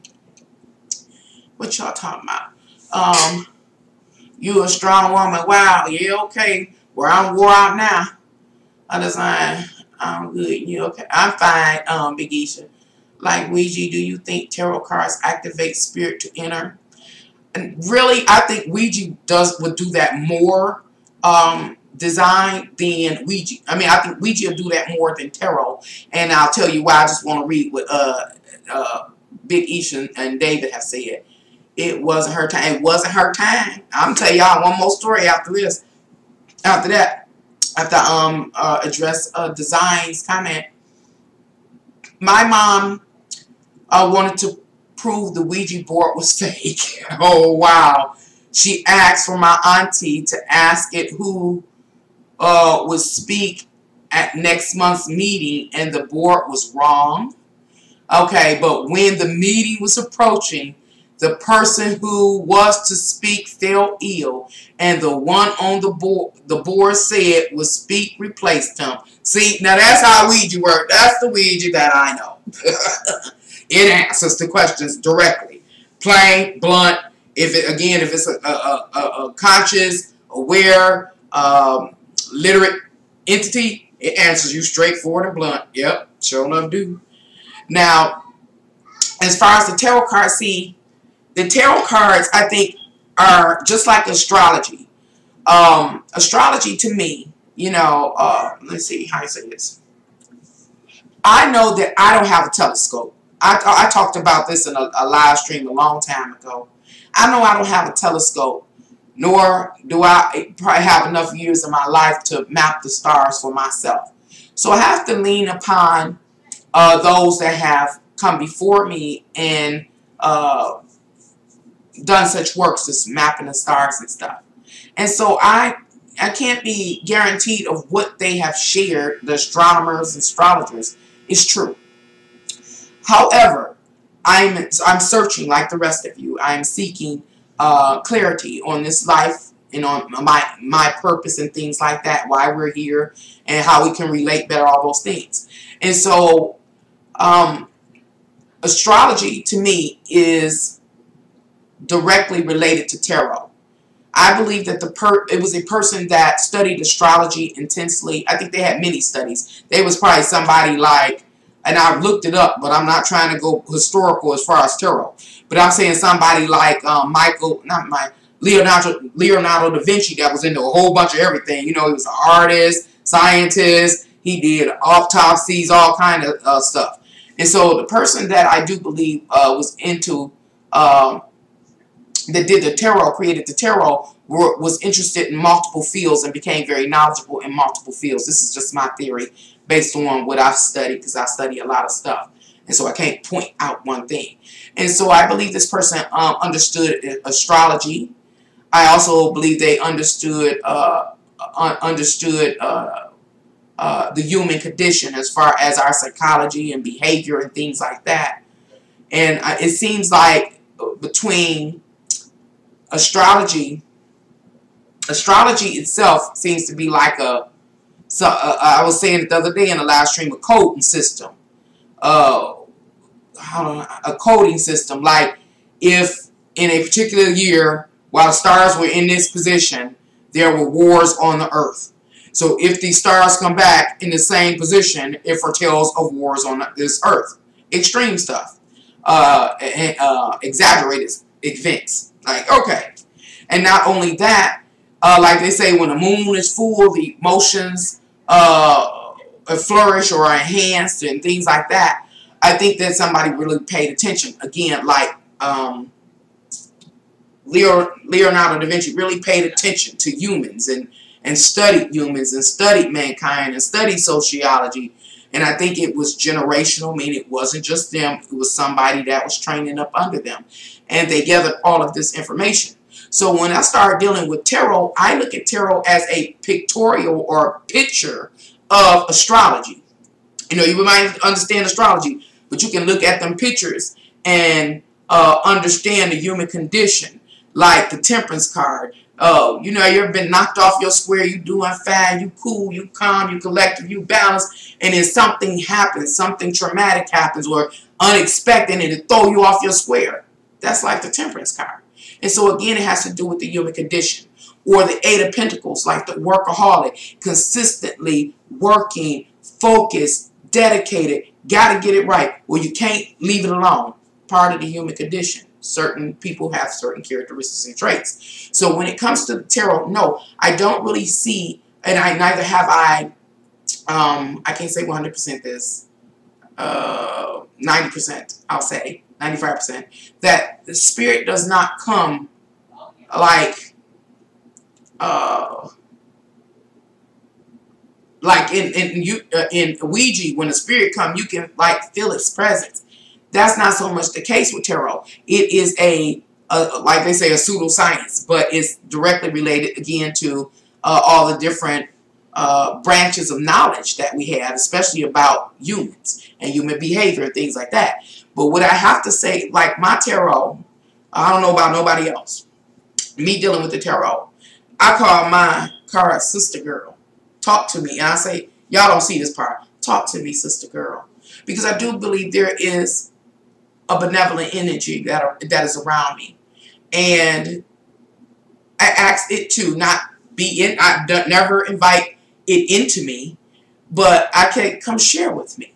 You know, everybody wants a voice. And so I'll open up the platform for it to have a voice through the cards. I say, like, for instance, when people hire me to do a tarot reading for them, you know, I talk to the cards. I literally talk to the cards before I talk to, you know, y'all, or get here on YouTube and pull cards. And I say, okay, I'm about to go live.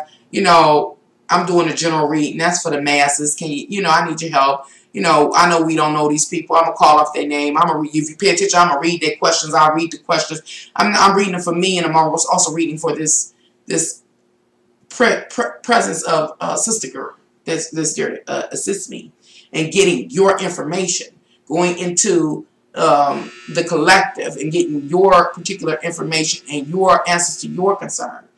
Again, tarot is like a blocked study. I mean, blocked study. We're locked in this three-dimensional realm. I don't know if y'all know it or not. I haven't talked about it. Blocked in the Saturn cube. So it's rules and regulations to being in this realm. It's rules and regulations to being in this physical body. So it's not real complicated if you understand the various components.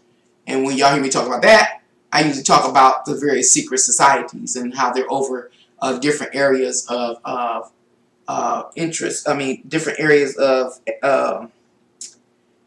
branches of knowledge for our school and stuff like that. So, let me see what y'all talking about. I took the glasses off again, y'all. You know I can't see without them. It says, that's true. I interpret the cards the same way with astrology. Right. That's how I see them.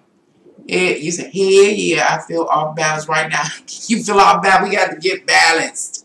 We got to get us some balance going on. Oh, I can't wait to spring. I hope spring comes soon. Don't want to rush it though.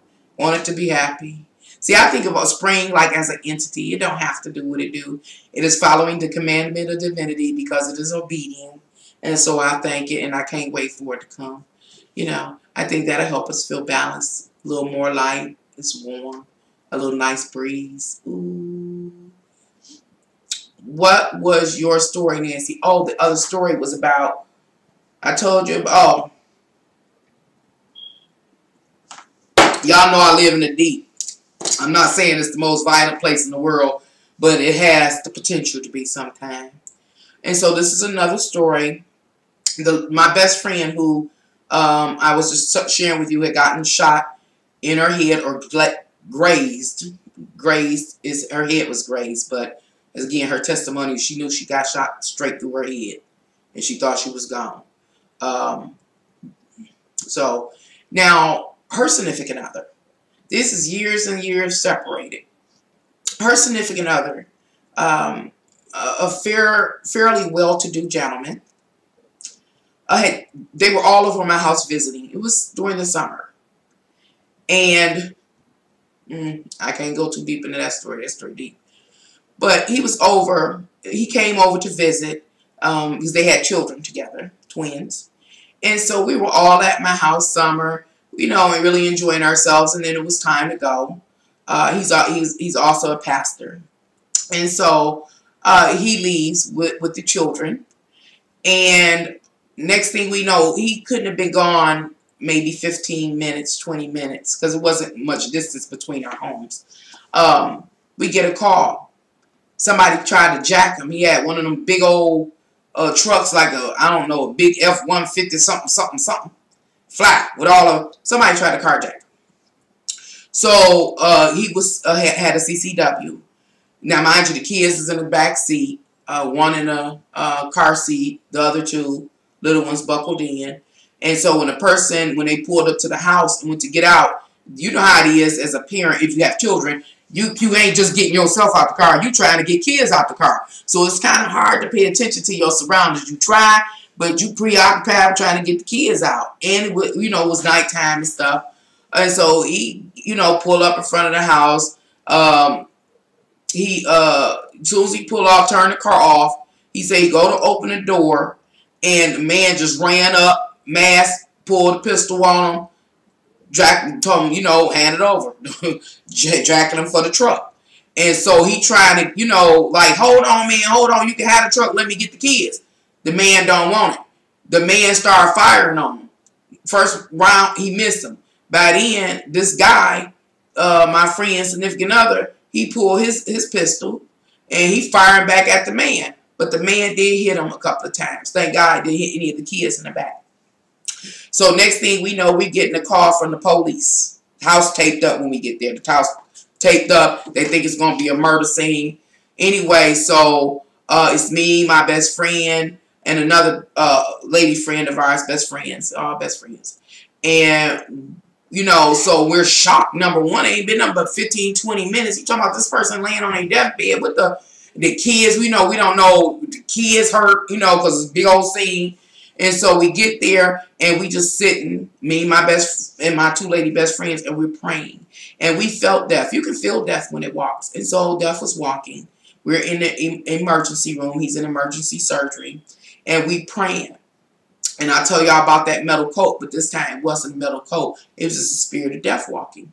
And I could feel it. I was highly sensitive to him. I said, oh my. We were saying it was me, my best friend, and the next one. I said, oh my. I said, he is dead. I said, y'all pray, just pray, just pray. And it was like, Nancy, don't say, I said, just pray. So we kept praying. Anyway, I was like, okay, he okay. I could feel him when he was okay, and I could feel him when he would die. We were in the middle of the emergency room, and we weren't in the church then at this time. I was in the church at one time, not at this time. And so we in the middle of the emergency room floor praying. You can feel the spirit of death going in and out. And we prayed. Come to find out, he died on the table 3 times. They resuscitated and revived him 3 times. And he had a long recovery. And the bullet that almost took him out had went through his leg and ruptured an artery in his leg. Died 3 times on the table. And the lady I called at the time, I told you when the coat fell on me, that it was his mom. And so real live prayer warriors, and prayer does help. So I can't say that. I can't pray out for all the monetary foolish materialism that I want. But it does help. It does help. And so I would suggest that you have a prayer life. Pray to divine, that thing which is greater than you, benevolent, and care about your well-being and those up under your care. And so that helped. But that was another experience I had. One time it was that heavy ass coat, excuse my language. Other time was to see death walking.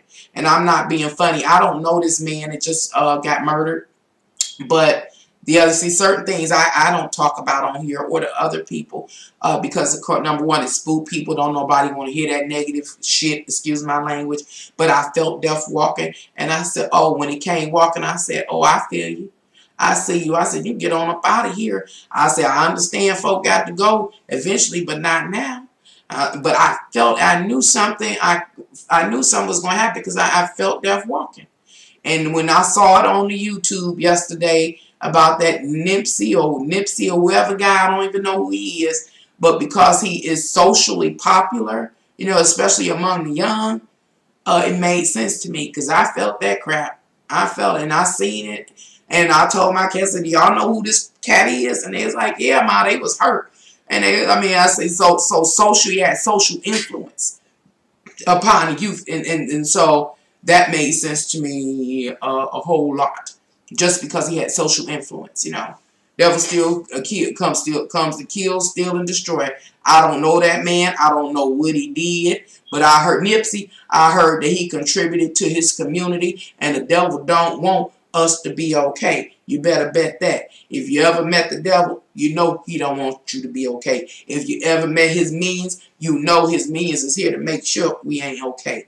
That's why I don't understand for the life of me why we arguing and we cussing and we fussing and we killing each other and doing all those type of things. Because trust and believe is a whole nother army out here that don't want us to be okay. But a lot of us can't see it. The next Tupac, he was a big influence. That's what my kids were saying. See, I ain't that hip. People slam the doors, make all that doggone noise, make me mad. And me too. He was a big influence. The next Tupac. Oh, Tupac. Yeah, that was long. Well, how long he been gone? He been gone a long time. But again, social impact, social influence. Even if they may be coming, they have to relate. They relate to where they come from and what they know about, and trying to make it better. But y'all, I don't know. Have any of y'all ever seen certain spirits like I be talking about here on my channel? I don't just be talking. This is stuff I done experienced. Like I done told you I done met this in my dream. I met the spirit of beauty, but in reality, I've experienced or seen spiritual eye. I seen death walking. I seen the metal coat. I've seen all kind of stuff. And so, do y'all see these things, or do y'all ignore them? Y'all probably don't ignore them because y'all here on this channel. But most folks ignore that kind of stuff. I done seen, what they call it, shadow beings, all kind of stuff. I done burnt sage and had them running up out the house. Oh, I know, I done seen a lot. I still love me some Pac. You know that, 100. He came here to deliver a message. He delivered it. He delivered it. And so, anyway, I appreciate y'all coming back here once again, the Canadians Fly Tarot, and talking about the Ouija game with me. Maybe one day. You don't see spirits? You don't feel them or sense them? Really? Well, I guess I can't say nothing. Every gift ain't for everybody. We all got our own unique gift. You'll find yours in time. And I'm not being funny. I ain't even going to close this live stream down because I want to talk about something I talked about here on YouTube about seeing spirits. One time, this is in 95, late 95. My daughter may have been about 6 months old. And you know how babies want bottles in the middle of the night. So I get up, ain't no more milk in the little pre-made thing. So I'm like, oh. I go to open a can of milk and the can opener break. Oh.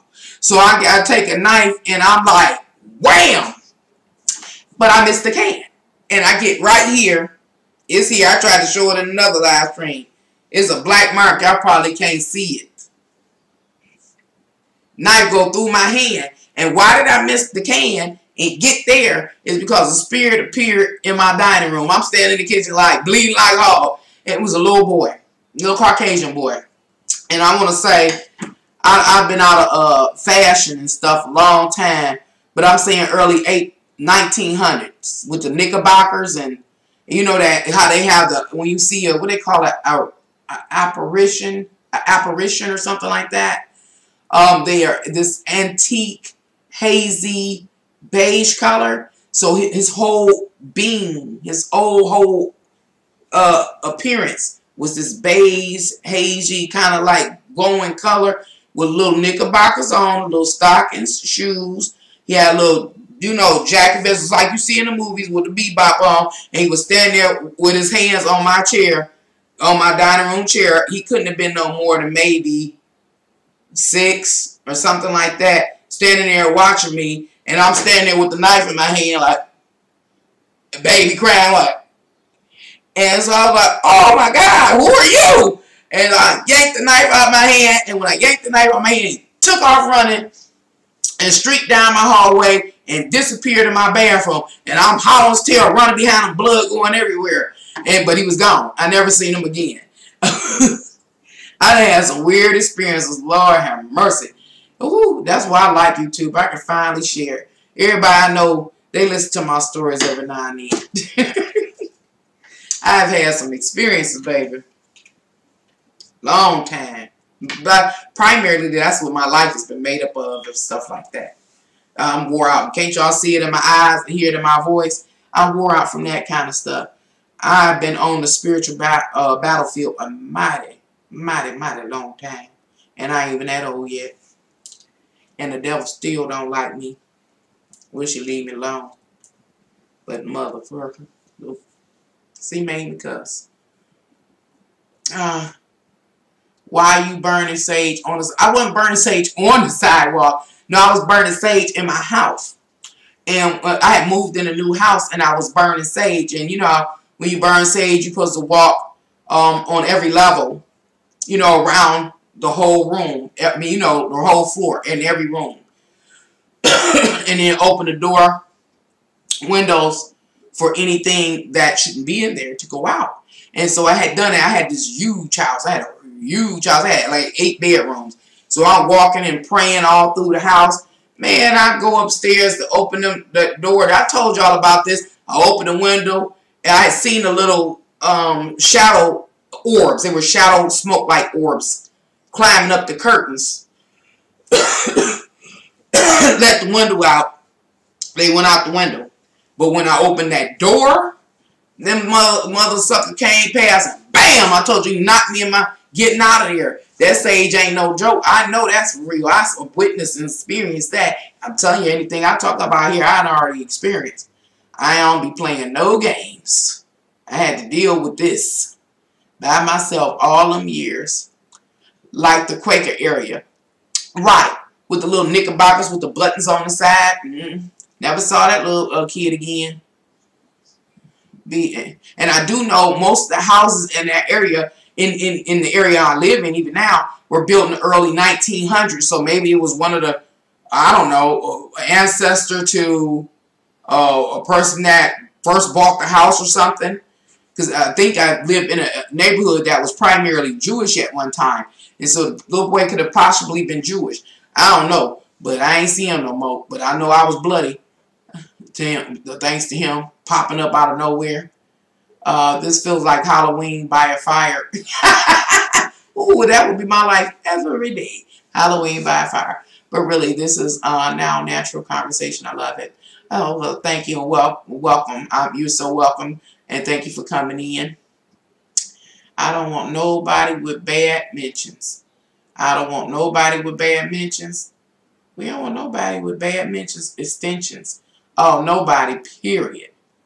I understand that. You keep sage in the car? Sage, everything.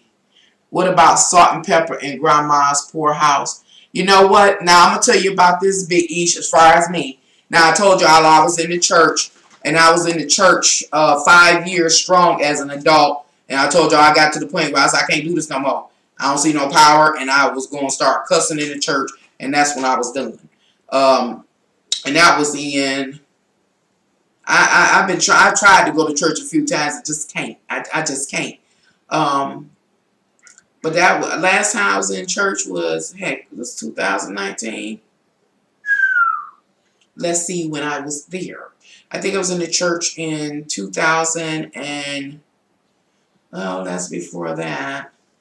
Because I had a couple of years before that. Ooh, I done lost track. So I'm going to say about...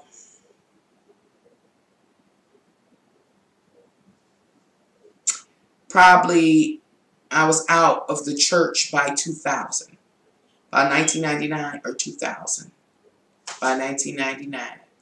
By 1999 I was out. So between 93 or 94 to 95 is when I was in the church heavy. And then after that I was out. I couldn't take no more. But I used to read the Bible a lot. Not so much relative to the church, because when I would go to the Bible study, it was seemed slow, it was sluggish, it was stagnated. Then they had the workbooks with the Bible, and the workbooks really didn't complement the Bible at all. And so I share here on YouTube when I was also going to school around this period that I was coming out of church. So my breaks when I was going to college would be to study and read my Bible on my own. Always did, but I got more involved in it because I felt like I wasn't getting the gist of what the Word was really about. And I told y'all that one day I was reading Revelations, and I always share divinity, whatever it is divine does talk to me. And it talked to me and told me take one chapter at a time, and it would teach me. And it taught me one chapter at a time. And sometimes it took a long time. Sometimes it took weeks. Sometimes it only took days. But I began to see, understand about the astrology that was in the Bible. That's when I realized what wealth was. When you hear me talk about the video wealth, is when divinity walked me through and showed me what wealth really is, and showed me all the natural resources and gems and the precious metals, and talked to me about all the elements and things like that. Why do I bring that up? Because during the same period in time, in reading the Bible, there were certain things that were in the Bible, such as like olive oil, different things I forgot, but like olive oil, grape oil, mustard seeds, like you say, salt of the earth. And so guess what? Guess what? I am a what do you call it? Spice connoisseur. Spice connoisseur. Anything that the Bible talks about, I have. Not now, because I fell off, but in large majority I do. Even the negative things, like it talk about wormwood and things like that, I have. But you better bet salt. When they talk about the salt of the earth, I keep salt. Need the hypertension? Don't have to eat it, but I got it in my house. And it does do some blessing. Salt is good for cleansing. We know it's an excellent exfoliator, and it has a lot of properties to help. Not only as a seasoning, different things. It's just a lot of different things. Mustard seeds, all kind of things. I mean, all of these things that we have, like in our like bay leaves, and what we do, sage. I have tons of sage. You know, get this dry sage. Get the bulk. I get the bulk, the leaves, the dry, the rubs or whatever. I have all of them, because they all have a purpose. Excuse me, especially if you want to do like another thing I've been into. I love candles. I don't know if y'all follow me that much, but some of y'all, I know you do follow. But I love candles. I love candles for many reasons. I believe in aromatherapy. Excellent source of meditation, help calm the room. I believe in what they call it, ambiance. I love ambiance. And so I create very calm, still, peaceful environment. All these kids, they just noisy. But, basically with calm, still, people, I don't like a lot of movement. That annoys me. But dressing candles is what I was going to talk about. Candle work. Right. Then put my glasses on. I see somebody wrote candle work. And intentions, Lord. Just burn some after this talk. That's right. Go ahead and burn some. I'm about to burn some sage. You go burn some. Living in the time of revelation. We are living in the time of revelation. It is unfolding. And Revelation has a lot of astrological information in that book, which shows to me the book doesn't seem like it was written divinely inspired by God per se. We know that it was written by man, primarily King James, and it's a plan. It's been a blueprint, and the revelation has been known and written down. And we kept like me going to church like, ooh, this gonna happen. God did. No, this was a plan of man. This is a plan of man relative to this realm. But we weren't getting it. We weren't even being taught that information from that perspective. That church thing was crazy. But I can understand why people do need church. Some people do. When they say in the Bible, say, when it's babes, do what babes do. And so if a person is in that more infantile state, they will be there if they need to be, what they call it, swaddled and spoon-fed. That's what they need. But when they grow up, then they will do as grown-ups do. The Bible says something like that. Oh, turmeric? Right. I don't have that. I might. My whole cabinet is full. I have we would say a fetish with spices and things. I love them. I love them. Candle work and hoodoo work. Don't talk about that. I ain't gonna talk about hoodoo. Ain't nobody ever gonna watch me on YouTube again. I start talking about my hoodoo works. But I did share here. I did share a little bit about that time period in my life. I don't know. Some of y'all might have been here on when I did the last live stream, and I was talking about my life and how I've come to understand how my life has been constructed. And I never, when I was younger, I didn't understand what was going on. I was like, what is this? What is going on? Because my life has been constructed like this. I have had many, they say, I'm going to say this. They say Aquariuses are good at compartmentalizing their feelings and thoughts and things like that. My life itself is compartmentalized. I think I'm pronouncing it right. It's just been little sections or fragments of experience in order for me to understand. That's been a part of my spiritual development and my ability to discern, because I've had so many different experiences. They're not extended. Like somebody might be in the life experience that might last 10, 15, 20, a lifetime, you know, in years. Where me, it's a brief experience, and it hits hard, straight to the point. I'm always hit with really hard stuff, straight to the point, learn the lesson, and then I'm out of it. And then it's on to something else. Learn this, I'm out of it. That's what I was saying in the live stream. Again, I don't know who was in the live stream yesterday or not, but the one thing I shared to make it perfectly clear what I mean about that is that I talk about the spirit of starvation and how I met that spirit of starvation and all that comes with it. And I was saying, I know a lot of people say, well, Nancy, you're fat or you're obese. How can you have met the spirit of starvation? What you talking about? You just flipping your lips. No. See, my life is broken up in brackets. And in my life, it was scheduled for a time for me not to eat for an extended amount of time. I wasn't even aware that I was in training at the time. But that's where it led me, standing face to face with the spirit of starvation. And then it was just recently, which I was sharing. This is the new revelation, that's the word revelation, attached to that experience way back there in 2001 is when that happened. I remember the dates, honey, because I had some experiences. This recently with that this government shutdown, I realized that when I was doing the research for my video and talking about food and people not having food supplements or food benefits in order to buy a necessity of life, that in my research I realized that it only takes 3 weeks for a person to literally starve to death. So you can starve to death if you weigh 95 pounds if you ain't ate in 3 weeks. And you can also starve to death if you weigh 550 pounds in 3 weeks if you ain't ate. You know, and so I think that humans have a misconception about a lot of things. But that last information during that government shutdown woke me up. Because I was like, I know y'all like, what do you mean you met the spirit of starvation? I have a video out here just before live streaming started, and it's called Your Ass is Grass Due to the World's Greatest Pyramid Scheme, where I break down the whole blueprint and plan that's been hidden from humanity for many years, from beginning to end. And in that, I share the same story.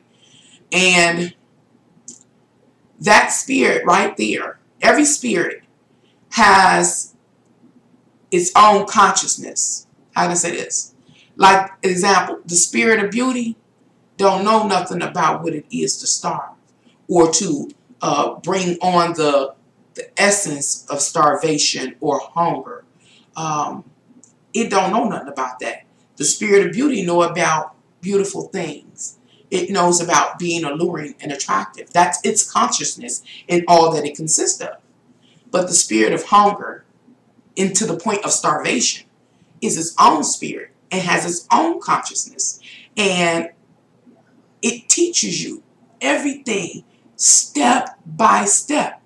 Have y'all ever, tell me somebody, y'all have had some of these experiences now. I know I'm not the only one. And so, like, I'm going to give you an example, and YouTube probably going to kind of get me for this. A person that is challenged with the terminal illness. and I ain't going to say which terminal illness, but a terminal illness. That person has having a unique experience that if you ain't having that terminal illness, you don't understand what they're going through. That is the consciousness of that that spirit.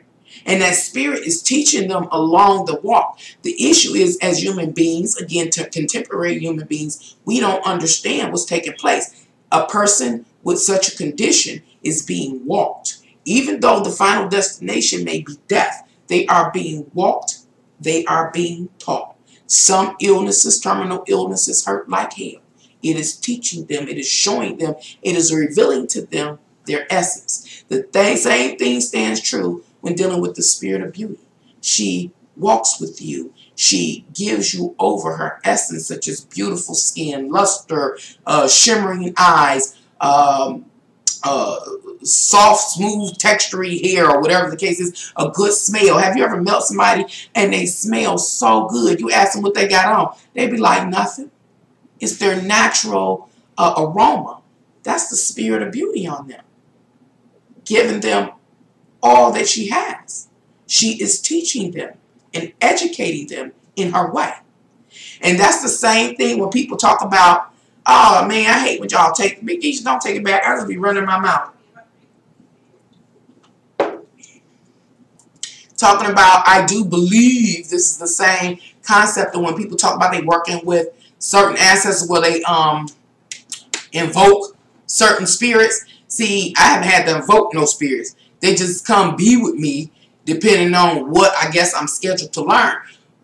But I guess if you have the skill and know-how, you can invoke some of these spirits to come teach you and be with you and educate you and allow them to show you their essence. And as I've heard before, talking like voodoo and hoodoo and stuff like that, is that you have to give these entities something back. What might you give them back? Well, example, I like using the spirit of beauty.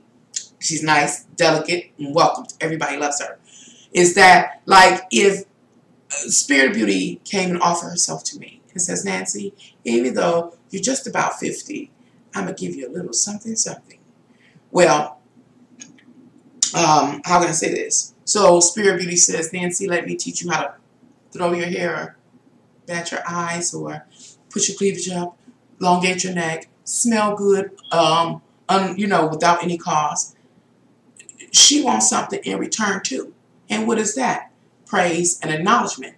So every time somebody said, ooh, Nancy, you smell good. What you got going? What you got on? And I said, nothing.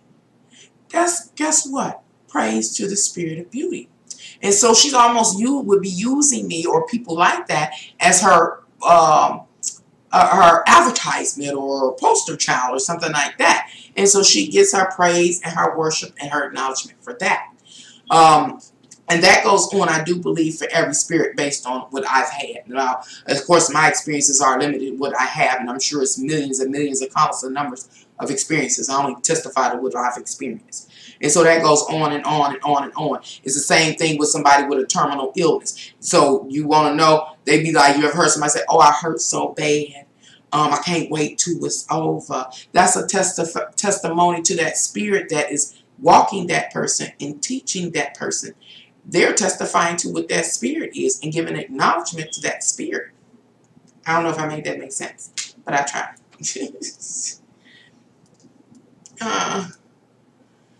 Candle days and night hot and cold out.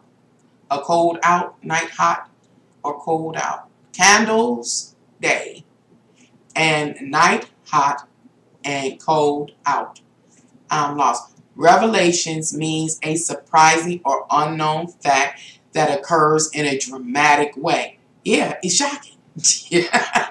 That doesn't have to be a bad thing. No, but bad is implied. It is. Why is bad implied? Because it is the essence of man. We are fallen. What they say, we are fallen. I think we might be those fallen angels. We have fallen. While in this physical body, we have come some egotistical, y'all hear me say egotistical, narcissistic, selfish mother suckers. And so, yes, bad is implied, but it doesn't have to be.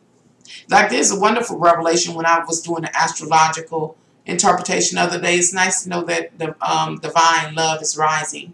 It's going to take a while, a long while, but at least we got hope. It is rising, you know, so we're going to go through some experiences that, like, even back to that guy Nipsey, even with his death, people are going to come together, grieving together. Hopefully people will have a second look at themselves and their reactions and responses.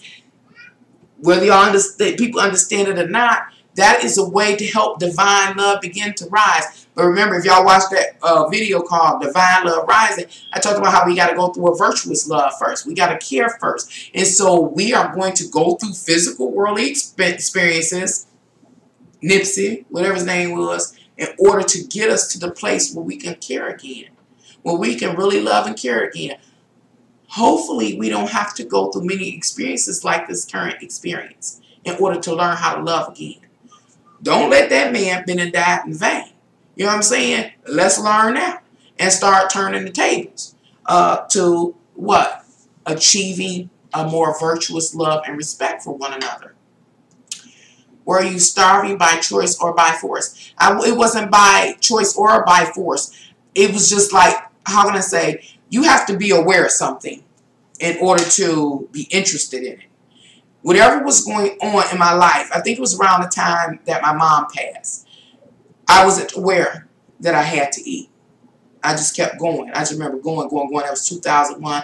Well, no, that was 2001, so it wasn't associated with my mom. I don't know what was going on. But I didn't have the awareness to eat. But again, you got to look at it like this, design. Well, I'm talking about divinely scheduled life lessons for me. Blocked in. Like, this is your lesson, Nancy. I don't know it. I'm just walking in the physical, doing me, being me, and having experiences as I'm trying to make them happen. But life itself has these blocked experiences for me. And it pushes me or manipulates me into certain experiences for the sole purpose of learning something. Like I tell you, ooh, I can tell you this. Or, ooh, I can tell you that. Because I had that blocked experience in which I was pushed into it, had to live through the experience, come to understand what it is, and then as quick as it comes, as quick as it goes. So during that time period, I just wasn't aware. Literally, how I can't explain something that's more spiritual than physical. I wasn't aware. And so I didn't partake. And I wasn't as big now then, though. But still, that's common, like eating every day. Having a car, going out, here or there, work. Didn't eat. And it wasn't until the spirit, and now I can tell you, well, you're not from my location. And this is, what they call it, internet. So, but I was sitting at a gas station. I was sitting at a mobile gas station. And I was pumping gas in the car. I put the thing in the car to pump the gas. No, I hadn't put it in there yet. I leaned over in my purse looking for my money. And the purse fell over. And so my stuff fell out of the purse onto the floor. So I'm in the driver's seat, leaning over, trying to get my stuff because I'm about to go in here and pay for the gas, to pump the gas. But when I leaned over, my stomach, you know how you say your stomach touch your back? It was that sensation. Your stomach can touch your back if you go long enough, but it was that sensation as but on stomach touch your back. And I immediately got sick. And not only did I get sick, I slept because the spirit came and it announced itself to me. And it's just like it say, "Hi, my name's Nancy." It was like, "Hi, I'm Hunger." And guess what? You on your way to starvation. I'm being silly, but it's something like that. Doesn't say those words, but that's it, making it where you can understand it. And so I stopped. I said, "What's that?" Like, what is that? So I got hands full of stuff, purse. Like, what is that? I ain't never been hungry in my life to the point my stomach touching my back. Like, what is that?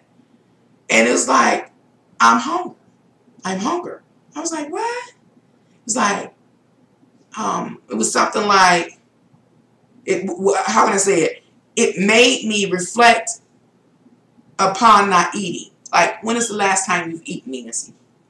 And so upon thinking, it had been damn near a couple of weeks. Like, what? So I don't know. Maybe that was the time my brother died or something. And I was going, must have been something, but I hadn't eaten. And I said, oh, I haven't eaten. I haven't eaten. I was like, wow. And then so I realized I hadn't eaten. I just kept going and going and going. It had to be my brother because I think my mom died in 99. I think my brother died in 2001. This happened in 2001 at that gas station. And it's like, that's what it is. And at the same time that I was having that experience, it was paranoia. I became very paranoid. That is one of the side effects to hunger, to the point that you're headed towards starvation. I became very paranoid at that time. I was like, oh, I got to get something to eat. But even after that, it was hard to eat. But that was my introduction. And it was all for me to know, meet that spirit. I can tell you some things. Just so I can meet that spirit and know its essence in food. Maybe one day I'll take some time and go through my life. I'm not trying to get emotional and compose a list of the spirits that I've met personally, how I was introduced to them, and describe their essence to you. Maybe. I don't know. I got to see in what context would I present that kind of stuff. Again, that's more spiritual stuff, trying to describe it in the physical. Again, I know I ain't the only one that's having these experiences. Y'all got to know some what I'm talking about. Or are you so contemporary you missing it? How do you know if someone's doing roots on you? Well, I got videos on here talking about people that did roots on me, from my hands being on fire, feet being on fire, Holy Spirit or divine coming to talk to me, how you like to label it, and telling me don't move, pray it off. If I move, if I yield to it, then I'll be dealing with the same thing for the rest of my life. And so the whole thing is, when somebody do root work on you, from what I know, it literally manifests in the physical, and you can't make it make no sense. Like the one I told about before, my hands and feet were on fire, blood red, right here. Oh yeah, I told about this was what it's right here. Let's see. It's right here. I can't. I don't know. Let's see. I'm about to try something, y'all. Let's see. Oh, I'm about to try something.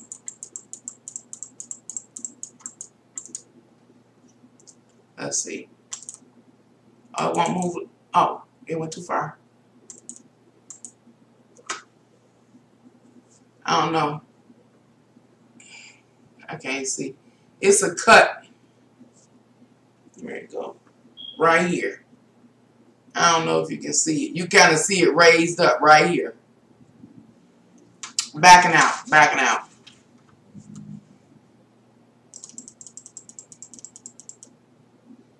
Root work. Somebody was doing root work on me when I was young. I've been through a lot of experiences. That cut on my arm, I just zoomed up on. Hopefully you can see it, the rise of it. That was in 2000 and... No, that was 1995, 95, around 96, somewhere around, not too far from that coat I was telling you about, around that time. Person was doing roots on me then, and it had been the year prior than that I was bombarded with my hands and feet being on fire, like natural fire, and you could look at them and see they was blazing red to. Sometimes it would get boils on it. Somebody was doing root work on me. And I dealt with that for a long time, to the point it was so painful I'd be crying. And one day, I got the cut because one day I was sitting at a girlfriend's house talking. This is the first time I ever smoked a cigarette. And I was so upset about, the situation I was dealing with. It was ongoing. I'm going crazy. You don't know what it is to feel like you literally on fire, and there's no explanation. I've been to the doctor, ain't making no sense. And so I'm sitting up there, and she said, "Girl, smoke this cigarette." She gave me a cigarette, so I smoked the cigarette, and I started calming down. First time, and then all of a sudden it was like, boof, we were sitting there, and it happened right there. It was happening in front of people all the time, and boof. And so I'm like, I just bust out howling. I was like, oh my God, it's happening again. I'm on fire. So I kick my shoes off and I go running. And she's like shocked, like, what the fuck you doing? And I say, I'm on fire. I've been telling you I'm on fire. And so she looked, and I'm like telling her, turn the tub on, turn the tub on. And so I kicked my shoes off and everything, running from the couch to her bathroom, and everything on fire, starting to welt up. And she at one time she was just fucking cracking up until she saw it when it started welting up and stuff. And so I'm in her tub, I'm all in the water like praying, I'm crying, I'm like, oh my God, I'm going crazy. And I did something and I moved, and I didn't know her soap dish made her wall had gotten broke, and it and blood was everywhere. I was like, but I couldn't stop, I was on fire. And so that kept going on. So one day I was laying in the bed and I was asleep. This was months and months later. I'm in the bed asleep, and it was like, boof, on fire. I was like, oh my God. So it waked me up out my sleep. I'm like, oh my God, I go to jump up to go run in the tub, and all I heard was divinity say, lay down. Let me lay down. I was like, okay. So I laid in the bed. I had a water bed, too big, like king, I think it was like king's the queen size water bed. And so I'm in the bed moving and shit, and I'm on fire, and I got tears running down my eyes. I'm at home by myself, and I'm like, Lord, oh man, I gotta go put it in some water or something. It's like, no, he said, lay there. He said, pray to me. I said, pray to you? He said, pray to me. He said, if you do not get rid of this now, you will be bombarded. That ain't the first time he told me that in my life. You will be bombarded with this for the rest of your life. He said, lay there. Basically, lay there, take it, and pray to me. And he told me what to say. He told me to send this back from which it came. And whatever else he told me, I just remember to send this back from which it came, that fire. And after that day, I never dealt with that again. Never dealt that again. I done had quite a few. It tell you the spirit will stop you mid-drift, tell you sit down and be still. Tell you what to exactly pray, get rid of it. All kind of stuff. I done dealt with a whole lot of stuff. That's why I'm tired. When y'all see my eyes tired, it's not so much from physical labor, that too, but it's mental. All this stuff been mental and spiritual. And see, I've been a black sheep. I've always dealt with spirit. I'm a perfectionist too. I'm a great worker. And so I have a lot of people that I deal with on a work level, but a lot of people come to me for more spirit work, because the spirit stuff is not things like I'm sharing. I'm really sharing here. These are all things I've already shared in different videos, depending on what I was talking about.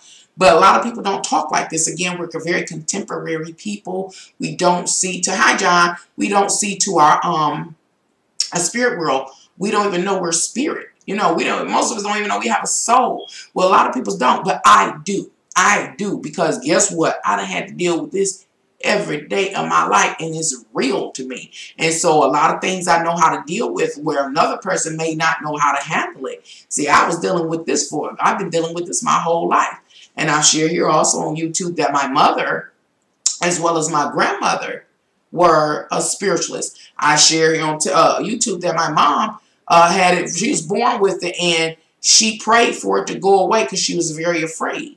I talked about how my mom used to witness her grandma sit in the middle of the floor, and spirits every night used to come walk the house and visit and talk with my mom's grandmother. And my mama said she wouldn't even go to the bathroom. She got in trouble because she always did pee on herself. She wouldn't go to the bathroom. And so her grandmother finally told her to take Rubenea. If you're that afraid, then all you got to do is pray and ask God to take it away, and He will. And that's what my mama said she did. And He took it away, and she never had the issue again, the situation, the gift. I would like to look at it. Same thing stood true in all of my life experience. All I have to do is pray. But I can honestly say that if I pray to hit the lottery number, it don't work. But as far as removing root work and praying on behalf or intercession for someone, it does work. Been there, done that. And so now I'm going to finish reading the chat.